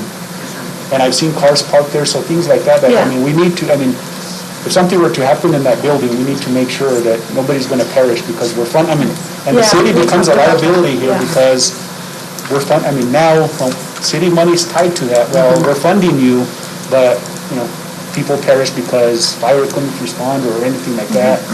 Law enforcement couldn't, there's all these different things that we need to address, and this is something that we just need to work together. The businesses there, the residents, long-term issue, we need to come up, if we could find a larger facility to, meet more needs, then that would even be better, but. That would be better. I guess, we have to have that trust. We have to have that trust with each other, and if that trust isn't there, things aren't gonna work, and, we need your help with, if there's residents, your clients causing trouble with the residents, make the call to law enforcement, dial 911, so we get all that stuff, and it's the same individuals, which 90% of the time it is. Let's stop that. We even have, and again, this goes to, even residents down on 11th and 12th Street where, they come up to they're staying at the Riverwalk, going through some of those streets, and then going to the Samaritan House and then back and doing whatever they want, whether it's they're finding their fix or whatever. With certain individuals, let's clean it up and give the services that are needed to those that really need it and not somebody that's taking advantage of it. And, if there's more ways that the city can help with grants or something, I think we need to have those conversations. That would be great, You know, because it's- it's Do you needed. not have a board? I would assume you have a board, right? Yeah. Right. And that board of directors, they are usually the ones who come up and determine the amount of money that you operate in a given year. They're usually the ones who seek the money for you to operate on, but it doesn't sound like they're as effective as they should be without calling board members out. I think the board members right now, and I just for the record, I did sit on the board of directors for Samaritan House for several years. I think the board members right now are just trying to make bread out of bubble gum. They're trying to stretch that money. They're trying to just basically stay open, and that's what they're concentrating on right now. Whether they need to focus on future endeavors for fundraising or additional funding, that's a whole other thing. And you as a director, I'm sure you know that you probably wake up thinking, where am I going to get some more money? Yeah, no one's has that stress. But I can tell you that the board of directors, and they do have bylaws, and they do have rules to follow, and they do look at the budget at every single board meeting. And Martha is the comptroller. She's been the finance person for Samaritan House for years. And again, there's no way this one contract's going to satisfy everything in this room and in our community. Not at all. This is a skeleton, and it should be a working Yes, contract. And if there's any changes to your services, you need to let us know, and so forth, and move forward. I just need to voice myself, as I do have a very special place in my heart for homeless people, and we definitely need your services. and the services that you provide for this community are important and are valued. I know the residents, around the park and around the Samaritan House, there's very strict laws in where you can prohibit them. You can't prohibit a home shelter in anywhere, much less given the homeless population and the transient population in our town. And it's not only your consumers, they're the people who live in boarding homes and so forth that commingle there. So we know how complex it is. But this contract should be a working contract. There's no way it's going to cover everything that we want to see. I think it's important that you'll be addressing and reporting to City Council, and we'll have the opportunity for much more dialogue in the future and working together as partners. And with that, I'll entertain on this question. Scott, on this contract, it says on here that it's July 1st, 2021 through June 30th of 2022. Should it be December? December. It was the beginning of the fiscal year. It's got to be the But fiscal July- year. Well, it has to be fiscal year. Yes. But you're not going to start getting paid till this coming month. No, actually, the way it's written is that if you look on the second whereas clause there, Yes. it says that the monthly support is not to exceed $4,916 from July 1st, 2021 through June 30th, 2022. So that gives them the full year. Once they're compliant with everything that's required here, they can back invoice us for those months that we didn't have a contract with them. That seems illegal. The past contract. That seems illegal. Excuse me. Sorry. So the past contract was till July 1st of 2021? Is that what you're saying? June 30th. We're making an agreement now which would allow them to invoice us for the services that they provided starting July 1st, 2021. And they can invoice us all the way through presumably the end How of the year. can we go back pay till July? As long as it's within the fiscal year. Yes. You can't encumber for previous fiscal years, and you can't encumber for future. And what this was meant to be is a $59,000 payment for the year's worth of services starting July 1 through June 30. That's what this was. But you've already made it from July to now. Well, without our support. Without your support. Because our contract was supposed to start in July for the original 40,000, but But what? The city has. you guys haven't renewed your contract in all these months. We've been here. You guys didn't come before us. Yeah, we did several times. We did. They have. We did. Yes, they have. We talked to Bill, not in here in person, but we talked to Bill. Yep. We talked to Louis, everyone was going, they was supposed to come up at the retreat that you guys had back in June or July, and all these different things, and it just came up, and we've just been put on the back burner all these months. And let me tell you something, I think it's important to note that the services on the we realized as a governing body that this did not exist to its fullest. In other words, we were just doing things back then, we were just doing things that weren't captured in a contract. The delay in why we're just bringing this now instead of to July was knowing that we would have to create a contract so that we could do things legally. That is why. That's why it's in front of us now and not in July, because we didn't have a contract then. The city was just paying them with a check, sending it to Samaritan House without a contract. There was a delay because we knew we had to draw up and we had to sit down with the new leadership at Samaritan House to come up with a new contract. Well, what I'm saying is this. When we met with April in June, that's the first time I heard her say that the contract was coming for renewal. And that's the only thing I've heard on it since June. And that's why I'm asking, how can we do back pay from now to June?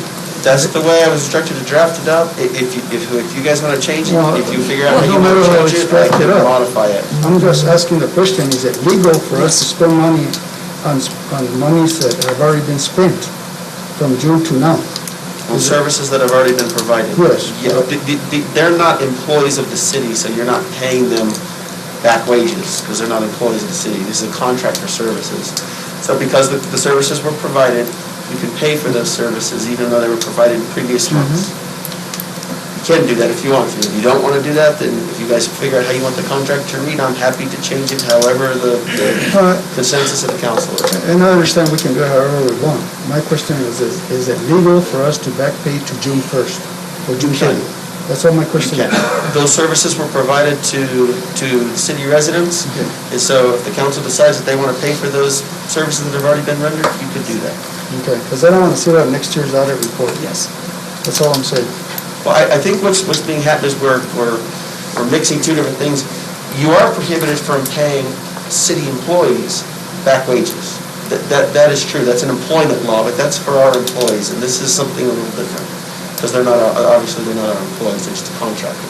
And we did have a contract with the city, but it did expire on June 30th. Yeah, I can So it understand. had to be renewed July 1st. I understand. And it has been ongoing, and it hasn't been. Yeah, but all I'm saying is he hasn't been brought up to our has. commissioner and council.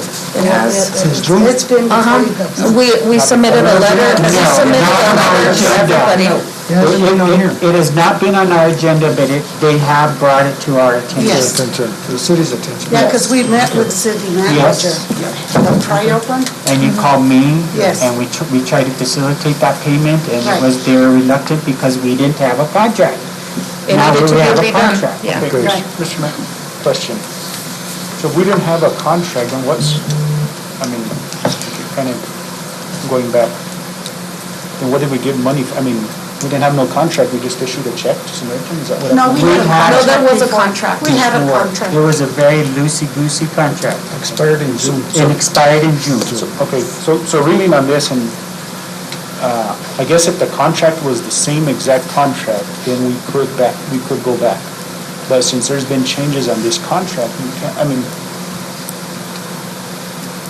you can't go back and say the services, if we just added the services in this contract today, if that makes sense. If it was the same exact contract, then legally, yes, we can, because you were providing the same services as you did in the previous contract.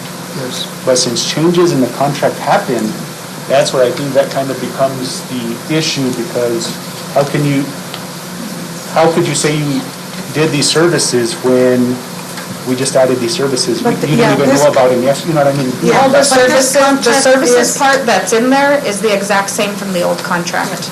They just added some additions to that contract. And that's kind of where, And then we made some that's kind of changes. where the thing, it becomes kind of touchy, I mean, yeah. Like, we changed the amount of people that were staying overnight, that's where, and that now we are doing meals at the shelter. And So you're there open was just 24/7. minor little things that were made. Come on. Mr. Mayor, I don't really, I understand the situation, I just don't feel 100% confident with Scott's answer in regards to if it's legal or not legal, and I'd like to get additional information as to whether it's legal and we can do it. I can tell you something, guys. That's what it is, Waiting, yeah. there's a financial specialist there. He can answer some Okay. questions. The other issue is, these people cannot operate anymore without any money. That's true. And this is the season that they have to operate. But we want it to be legal. Well, that's why we have an attorney, a full-time attorney. It's not that, Yeah, but if Mr. Maestas' contract ran out in December, I mean, he's saying we can't go back and pay him from December. It's to different today. because it's an employee That's an contract. employee, but he's saying that we We're can't offering do that. service, we're talking about Yeah, services. but he's saying that we can't do that with an employee of the city, but we have to, and it can be done. But I'm just curious as to this difference between money that should have, well, this contract first of all, they should have come to us in June, or before June, to renew. They do come.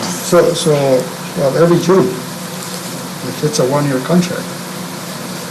But if they're doing the services, we don't even have any documentation about the services other than this one tonight, that you just gave us. But I don't understand. I would have understood if it was from this point on till July. But doing a back pay, that's a different thing. I don't know, if you want to put it on the attorney's, 6 months. the attorney's decision. Mr. Mayor? Mr. Mayor. I think that the cleanest way to resolve this, and, I mean, if we look at the contract, I mean, this is the way it's gonna turn out. If we just date it January through June for the 59,000, that takes care, I mean, that doesn't say that we're backdating, all it does say is from this month to this month. I mean, yes, it's annually, but it covers going back, and it starts, the first payment is gonna be divided into those months. They could do whatever they want with the money. And it starts January. It doesn't go, I mean, we're not saying we're backdating it, we're starting in January.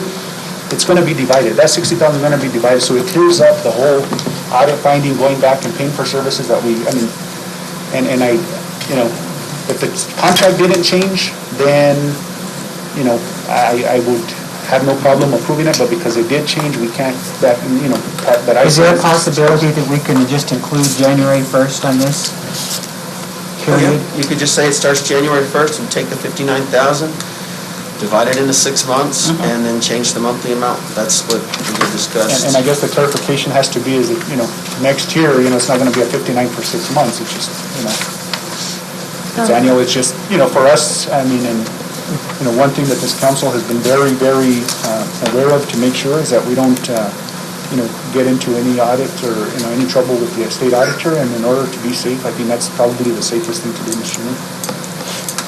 Very well, I entertain a motion. I'll make a motion, Mr. Chairman. We approve the contract between the City of Las Vegas and the Samaritan House from January 1st through June 30th in the amount of $59,000 or $49,1666 per month. Well, actually, that's not gonna. No, it'll change, it'll be $9,833 a month. All right. Very well, there's a motion on the floor. I'll Second look for motion, a Mr. second. There's a second by Mr. Olivari. Roll call, please. Thank you, Mr. Romero. Councilor Romero? Yes. Councilor Rodriguez? Yes. Councilor Montoya? Yes. Councilor Olivari Jr.? Yes. I have a motion by Councilor Montoya, second by Councilor Olivari Jr. Thank you, Mr. Mayor. Motion carries. Thank you, I appreciate you being here. Thank you guys so much. Absolutely, thank you for all And the if we work. could work together, you know, because this is Yes. an ongoing process and. Maybe one of us can volunteer as a board member. Yes, yes. That would be so helpful. Thank you. Thank you. Doors are always open Thank you very for much. volunteers. We appreciate all the work you do for our community. Please be in contact with law enforcement and. Yes. Make sure we can- Well, and now Leo and I will be in good contact, so we should have that going back and forth as well, so. Thank you. Next order of business, Mr. Mayor, please. item number 2, request approval of addendum number 1 to contract 3710-21 with DAG Enterprises for professional services and repairs to the City of Las Vegas heavy equipment. We have our Utilities Director, Maria Gilroy. Thank you, Maria. Thank you for being here. Thank you. Mayor and council, in January of this year, the council approved a contract for DAG to perform diesel services for city equipment. It is coming up on the 1-year anniversary, so it is time for the addendum. DAG has been providing good services for us. I know questions in the past about how much we are spending with Diego. This year, actually, let me go back, 2019 and 2020, wastewater spends about $30,000 a year, gas spends around $10,000 a year, water spends about $14,000 a year, water treatment plant about $2,000 to $3,000 a year. Solid waste is the biggest user of Diego services, and that's due to the Packer trucks and the need for quick turnaround. So whenever we take an equipment to Diego, we try and get it turned around really quickly so we can get those trucks back out on the road. Prior to 2000, we were over 200,000 a year for solid waste. In 2020, we went down to 180,000, and this year we are going down a lot more, and that's because of the newer vehicles that we have, so there's less costly maintenance. When these pieces of equipment, the Packer trucks especially, get past through a 3 or 4 year time frame, the cost of materials for repair and replacement get pretty expensive because some of them have to be manufactured. We had one time a part cost us $13,000 just for a single part. So I'm requesting approval to approve addendum number 1, which will be for the second year of the contract with DAG. And I'm available for any questions. Oh, actually, let me add one more thing. I know it was asked before for us to acquire a software program, and we do have Metro One, and that is a software program we use to verify the number of hours required for maintenance on any of our equipment sent to mechanics. Mr. Mayor, make a motion to approve addendum to contract 3710-21. There's a question on the floor, Mr. Romero. Mr. Ulibarri? Maria, on the last council meeting, I asked how much maintenance are you keeping up in the solid waste for your trucks? Yes, they do, a lot of the maintenance that they do is the stuff that's either not under warranty or not diesel. They will do minor repairs, lights, batteries, minor stuff. The major stuff we do have to send out to a mechanic shop. The tires, those are pretty, that's outside of our capacity and capability. The hoses, we would like to be able to do our own hoses, so we're working towards acquiring the equipment to do our own hoses. And I will be getting you the list of the maintenance logs. Every vehicle, and this is actually something that's not only required by my office and the individual divisions, but purchasing requires the maintenance logs. Every time we send a piece of equipment out, we have to attach the maintenance logs with the invoice when we're paying for it. Thank you, Mario. Yes, sir. Thank you. There's a motion on the floor. Second, Mr. Mayor, and I have a question.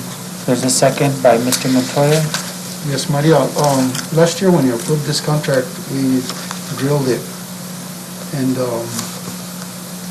I thought it was 375 or 325 that we had spent a year So before. that was possibly the total amount Yeah. for all divisions together. And that would include other departments. Yeah. I'm just providing numbers for my department. Oh, okay. So do you have a total vision for this last year? This last year for my department, we spent $221,000 total. No, but through all departments. I do not have all departments, I just requested the information from my department. Mr. Baqueras, do you have any info on this, as to how much we paid last year on this contract? Right off the hand, no, but I can come up with that number for you. Okay. Yeah, I was just trying to compare, see if it's gotten any better, or if we're sending more money. Because we have gotten new equipment this last year, so. So in 2019, we spent $275,000 in utilities. 2020, we spent $221,000, so we dropped by $55,000. And in 2021, we're coming up on halfway through the year, and we've only spent $50,000. Okay. So if the trends go the same, we'll probably be about $100,000 to $120,000. Again, if the trends stay the same. The hard part is we could have had a really good 6 months, and then the next 6 months we have a lot of maintenance that we have to deal with. But we did just acquire one Packer truck in the last month, and we'll be getting one more Packer truck. Thank you. Roll call, please. Counselor Montoya? Yes. Counselor Rodriguez? Yes. Counselor Olivari Jr.? Yes. Counselor Romero? Yes. I have a motion by Counselor Romero, second by Counselor Montoya. Thank you, Mr. Mayor. Motion carries. Item number 3, request to award request for bid number 2022-17 for the rebid of the Great Blocks on Main Street project to Pacheco Construction and Trucking. Maria? Thank you. Mayor, Council, the city did rebid out the Great Blocks project after it had gone past 30 days, and we weren't able to address the previous bid. We did have 3 bidders, Pacheco, Hayes, and Franken. Pacheco did come up at the least expensive at $768,189. The other 2 companies were over $1 million each. Pacheco is out of Tucumcari. They are over 40 years of experience. They do a lot of asphalt, concrete, utility work. They do have their GB98 and their GA permits, the licenses. And they're currently working on Romero Salazar, which Councilor Ulibarri, that starts tomorrow. Thank you. What's the pleasure of the council? Mr. Mayor? Mr. Romero? So Maria, I know Councilor Montoya and I were working on this, the additional funding, and then, of course, the bid came out under than what it was. So could you kind of, just for the record, more items will be added with the additional funding that we're able to get from Main Street? Thank you, Councilor. So when this was previously bid, I believe there were some items that were taken out to try and get the price down to what was funded. So we're looking at those items that were taken out to see how we can bring those back into the project. So I'm getting with Mr. Pronto from Great Blocks, as well as the architect, and to look at what was removed and see, and then I'll talk with procurement and city manager about the best way to get these back into the project if it's within the funding available. Yeah, Maria, and because I'm going to disagree on that, I think it's important that the city have a decision in that and not just Michael Parantu. I just want to make sure that... Councilor, my intent was to understand what it was that was taken out. I am not fully educated on what was removed from this project. I came to this project in the middle of it. I believe it was a stamped roadway and a colored roadway or colored intersections. So that's what I'm trying to wrap my mind around to make sure that it could be done with this additional funding that we have above what the cost of this project is. And then we're thinking it might come back as a separate bid, but I don't want to get into that definitive yet. It'll definitely come back before council so that the city has a say in this. I know Great Blocks and Mr. Pronto are assisting with this project, but the city is managing this project. And I just, again, sometimes individuals feel that this council is a little extra picky on them, but had we not had conversations pertaining to Main Street contracts and issues that we had, amongst those contracts, this $300,000 additional funding would not have been possible without conversations with the city manager, myself, and Councilor Montoya. So, like they say, it always helps to hold people accountable because sometimes great things happen, and this was one of those things. So, thank you. Thank you. What's the pleasure of the council? Mr. Montoya? Maria, can you, I know the city manager's not here tonight, but can you check with him and make sure that where we're at on those 300,000? Because they were kind of promised, but they said yes, but we haven't seen anything on paper.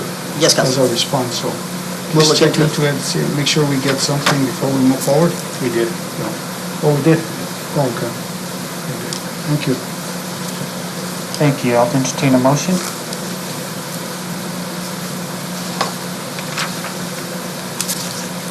Mr. Mayor? Mr. Moran. I make a motion to award RFB 2022-17. There's a motion on the floor to award that RFB 2022-17. I'll entertain a second.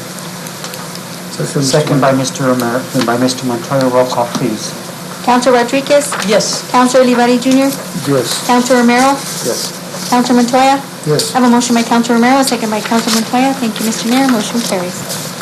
Item number 4, request approval for the purchase of a 2023 Mack 10 to 12 yard dump truck, a salt spreader, and plow attachment from Buckner's Truck Sales Incorporated. Mr. Mayor, Ms. I Maria? make a motion to approve the purchase for the 2023 Mack 12-yard dump truck. There's a motion on the floor by Mr. Romero, second by Mr. Olivari. Roll call, please. Councilor Rodriguez? Yes. Councilor Montoya? Yes. Councilor Romero? Yes. Councilor Olivari Jr.? Yes. I have a motion by Councilor Romero, a second by Councilor Olivari Jr. Thank you, Mr. Mayor. Motion carries. Thank you.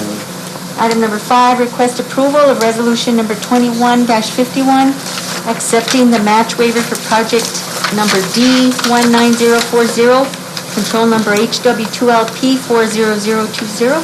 Ms. Maria?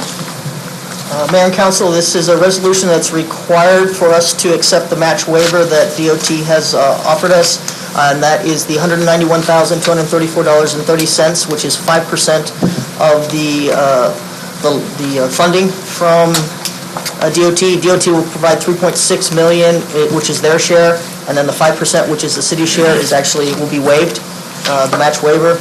So the city will be receiving $3.824 million for the Legion project. Anything over the $3.824 million is going to be the responsibility of the city, and this resolution is required by DOT before January to be able to accept the matching funds. Thank you. What's the pleasure of the council? Mr. Mayor, I'd just like to acknowledge the Mexico DOT for waiving that $191,000. I mean, that's a big step in the right direction, I would say, from $1 million project. So, yeah, with that, Mr. Mayor, I would approve resolution number 2151, a pretty well-needed project. Hopefully, we can help with the city schools to fix the area and the traffic problems that we have in that area. Thank you. There's a motion on the floor. Second, please. A second. Second by Dr. Rodriguez. Roll call, please. Councilor Olivari Jr.? Yes. Councilor Rodriguez? Yes. Councilor Montoya? Yes. Councilor Romero? Yes. Have a motion by Councilor Montoya, second by Councilor Rodriguez. Thank you, Mr. Mayor. Motion carries. Thank you. Thank you for being here, Maria. Thank you, Mayor and Council. I appreciate your work. Item number 6, request approval of resolution number 21-52, the sale of obsolete city assets at an online auction. We have our finance director, Jesus Paqueta. Mayor, Council, I'm requesting approval of Resolution 2152 so we can do an online auction starting probably Monday for 7 days and then closing it off, getting it out of the way this year. I do have a question. How close are we to liquidating all the stuff we're not using? I'm looking at parking lots, for example, at the police department, for example, and I see 9 vehicles that are abandoned or junked. I don't have any police vehicles on this auction already. I know we're getting rid of all the rec stuff that's sitting back there by the rec center of the old pickups down there. Those are on the auction list. Is it too late to put things on the auction? Yes, it is. It is. All right. Mr. Mayor? Mr. Olivari? Yes, and Mr. Vaqueras, I know that DAG's got some vehicles that are not usable anymore. Are you getting anything from them? They got them parked over there at DAG's. They do all the work. There's maybe 3 or 4 pieces of equipment that they're not being used. Is that in the auction? No. That would be utilities? I don't know which vehicles those are, I'd have to. Yeah. But you do have some vehicles out there, equipment and vehicles that have been there for I don't know how long. If you're going to do an auction, you should just, because he's got so much equipment out there and vehicles from the city that he hasn't worked on them, or they're not working anymore, or they should take a look at that. Yeah. I have a question. Dr. Rodriguez? Could you explain the process? Often I'll get a call from the residents saying items are being auctioned off by the city, but we never get information as to the process. So how does the process work? This is an online auction. Okay. The auctioneers actually have a website. I'm not sure if they advertise within city limits or... Do you have to pay, a lot of the auctions, you have to pay to be a member of that? No. Do you have to for this This one? auction charges us 10% of the bid price. Okay. So they get the money off the top of the bid price. Where can a citizen or resident find that information to be able to get onto the auction website? It's on the website. It's auctioneers.com. So is it anywhere on our website? It is? It should be advertised, Counselor, it should be advertised on our website. And Mayor, Councilors, just so you're aware, it was the responsibility of each director to submit the listing of what they wanted auctioned. And as soon as they submitted that, they swapped with other departments to see if they could utilize a truck or a car, or whatever it may be, from any other section before it was actually put on the auction. So if something was not put on the auction, it was probably because the director, it was an oversight on the directors. Thank you. Mr. Mayor, what I'm looking at is every department's got some equipment that needs to be, needs to be put in the auction. That's what I'm bringing back to DAGs, there. And, almost every department's got some. And do you have every department on it, or you don't? Or it's just only the rec center and?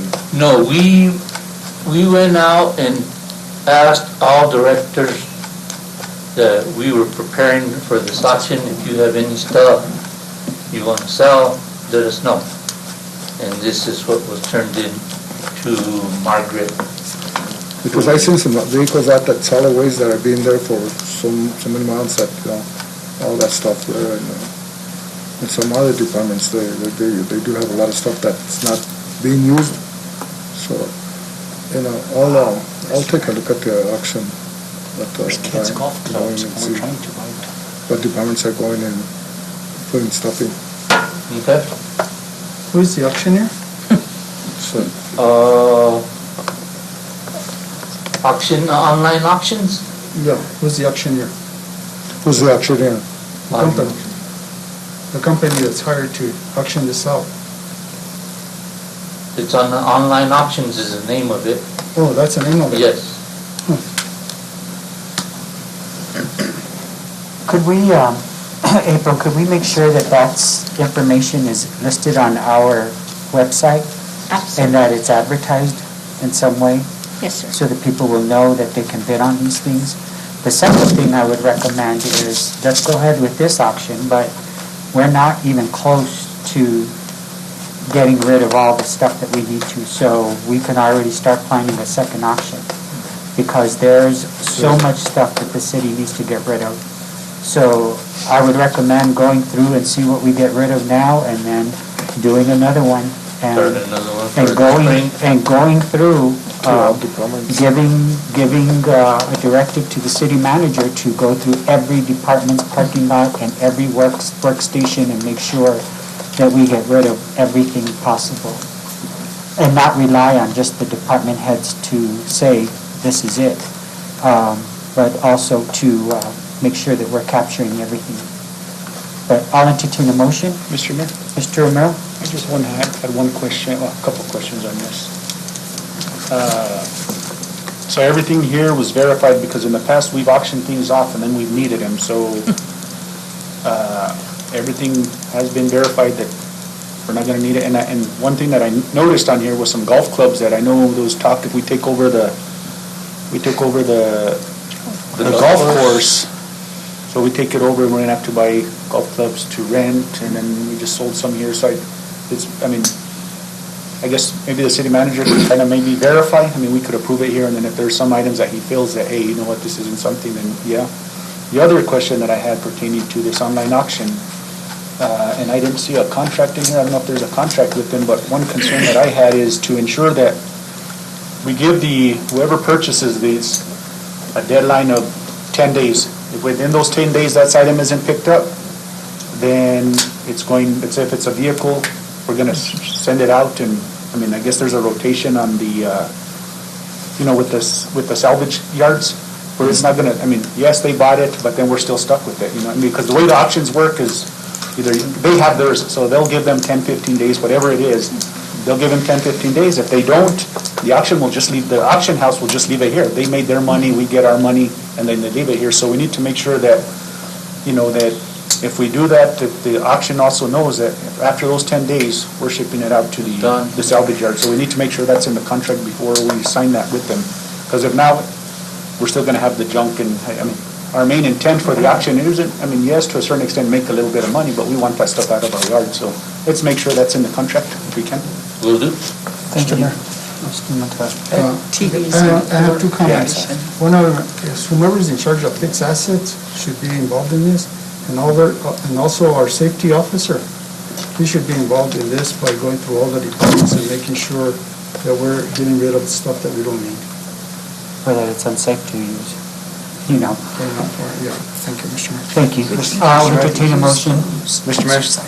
So, as far as our vehicles in our yard, in our parking lot, like Councilman Romero said, we have not got rid of them yet because we're still utilizing some of those ones, but We have to represent it to the council once we get the use out of the vehicles that we intend to use. But we're going to have to represent it to the council on taking the certain verbiage out, because it was very specific on what we had to do with those vehicles, and which was approved prior administration. So we have to bring it back in front of council to get it switched around so we can do these online auction service. Very well. Thank you. Mr. Mayor. Mr. Romero. One other thing, Jesus, and I don't see that, from the list, I don't see anything, but I know that if there's anything specifically bought with federal funds, grants, then that has to go specifically to that department or whatever. So how are you determining the appropriations of, we're not just putting it in a pot, because we've got to be careful that those monies go into. Right now, the verbiage that we're using is the monies that get raised by this auction go back to the department that sold the items. Thank you, Mr. Mayor. Thank you. I'll entertain a motion. Mr. Mayor, I make a motion to approve Resolution 21-52. There's a motion on the floor by Mr. Romero. Second, please. Second, Mr. Mayor. Second by Mr. Montoya. Roll call, please. Counselor Olivari Jr.? Yes. Counselor Rodriguez? Yes. Counselor Romero? Yes. Counselor Montoya? Yes. I have a motion by Counselor Romero, second by Counselor Montoya. Thank you, Mr. Mayor. Motion carries. Thank you, Mr. Vaquera. Thank you, Mayor. Appreciate your work. Moving on to item number 7, request approval to renew the city manager's professional service contract. Mr. Mayor? I would just like to, I'd like to make a motion to enter executive session for personnel matters 10-15-1H2. Second, Mr. Mayor. There's a motion on the floor by Romero, second by Montoya to enter into executive session. Roll call, please. Counselor Rodriguez? Yes. Counselor Romero? Yes. Counselor Montoya? Yes. Counselor Olivari Jr.? Yes. I have a motion by Counselor Romero, a second by Counselor Montoya. Thank you, Mr. Mayor. Motion carries. Thank you. We will now be in executive session.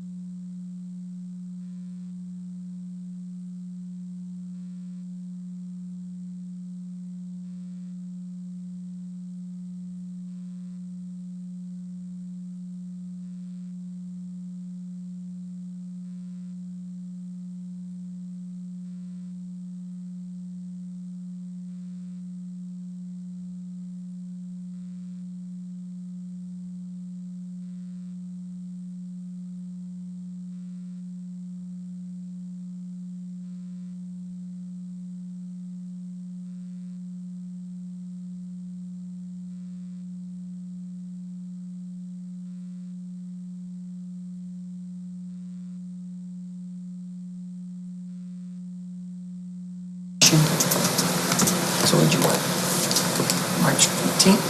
Okay. I'm fine either way. Because of the organizational meeting. Okay. Is there a motion to go back into regular session? A motion to go back into regular session and only those personnel matters discussed were mentioned. Mr. Mayor. Thank you. Second? Second. Second by Dr. Rodriguez. Roll call. Counselor Olivari Junior? Yes. Counselor Montoya? Yes. Counselor Rodriguez? Yes. Counselor Romero? Yes. I have a motion by Counselor Montoya, a second by Counselor Rodriguez. Thank you, Mr. Mayor. Motion carries. Thank you.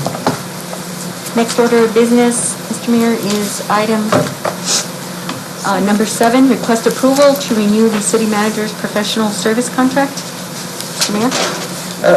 I would just, if you would, please. I would just like to say that for people who are wondering why these contracts are up for renewal and so forth, we have an election coming up. And one thing that really hurts a community, an organization, is when leadership changes drastically after an election.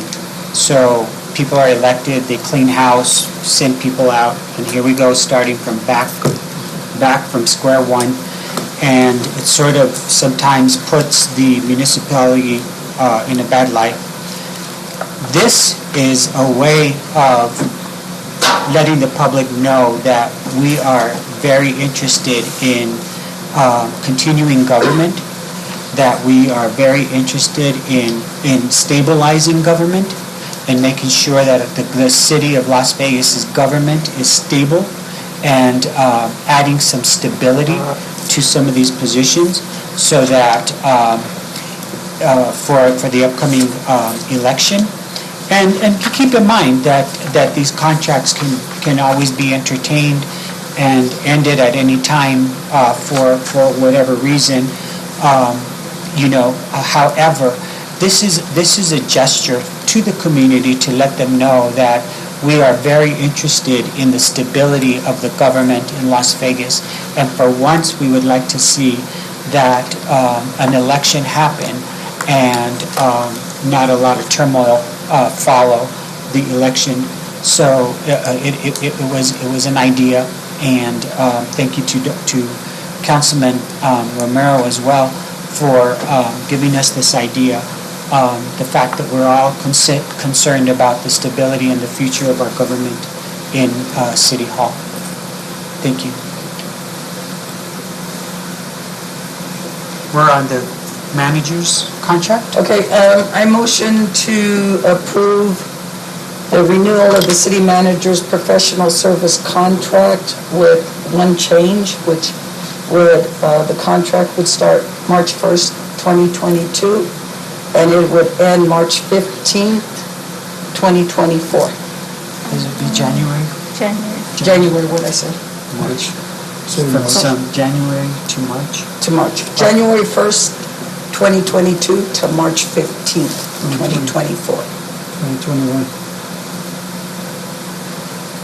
Oh, 22, okay. Got you. I second that. Thank you. There's a motion on the floor by Dr. Rodriguez. There's a second by Councilman Olivari. Roll call, please. Counselor Montoya? Yes. Counselor Romero? Yes. Counselor Rodriguez? Yes.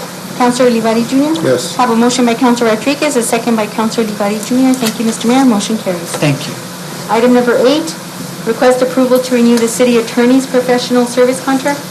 Yes, I make a motion to approve the renewal of the city attorney's professional service contract with a couple of changes. One, the contract begins January 1st, 2022 and goes to March 15th, 2024. Okay. It will also be amended to include to attend trainings from the New Mexico Municipal League.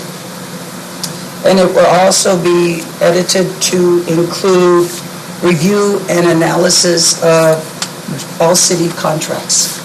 Point of order, Mr. Mayor. Mr. Montoya? Mr. City Attorney, Before we move on to this item, I'd like to go back to the last item. I think that we need to amend it to include the fiscal impact on the salary change. Is that, or no? On which contract? On the city managers. Well, she motioned to accept it at the numbers that are Okay. listed on there. All right. Thank you. I'm sorry, go ahead. It's okay. Just want to make sure that. We need someone to second. I'll entertain a second for the attorney's contract. Second. Second by Councilman Romero. Roll call, please. Counselor Olivari Junior, Yes. Counselor Rodriguez, Yes. Counselor Romero, Yes. Counselor Montoya. Yes. Have a motion by Counselor Rodriguez, a second by Counselor Romero. Thank you, Mr. Mayor. Motion carries.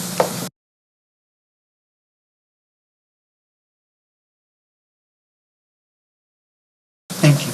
Moving on to item number 9, request approval to renew the city clerk's professional service contract. Yes, I motion to approve the renewal of the city with one change, and that will go, the contract period will start January 1st, 2022, and it will end March 15th, 2024. Thank you. There's a motion on the floor. I'll entertain a second. Second, Mr. Mayor, with noting that it is a fiscal impact of 10,600. Okay. Roll call, please.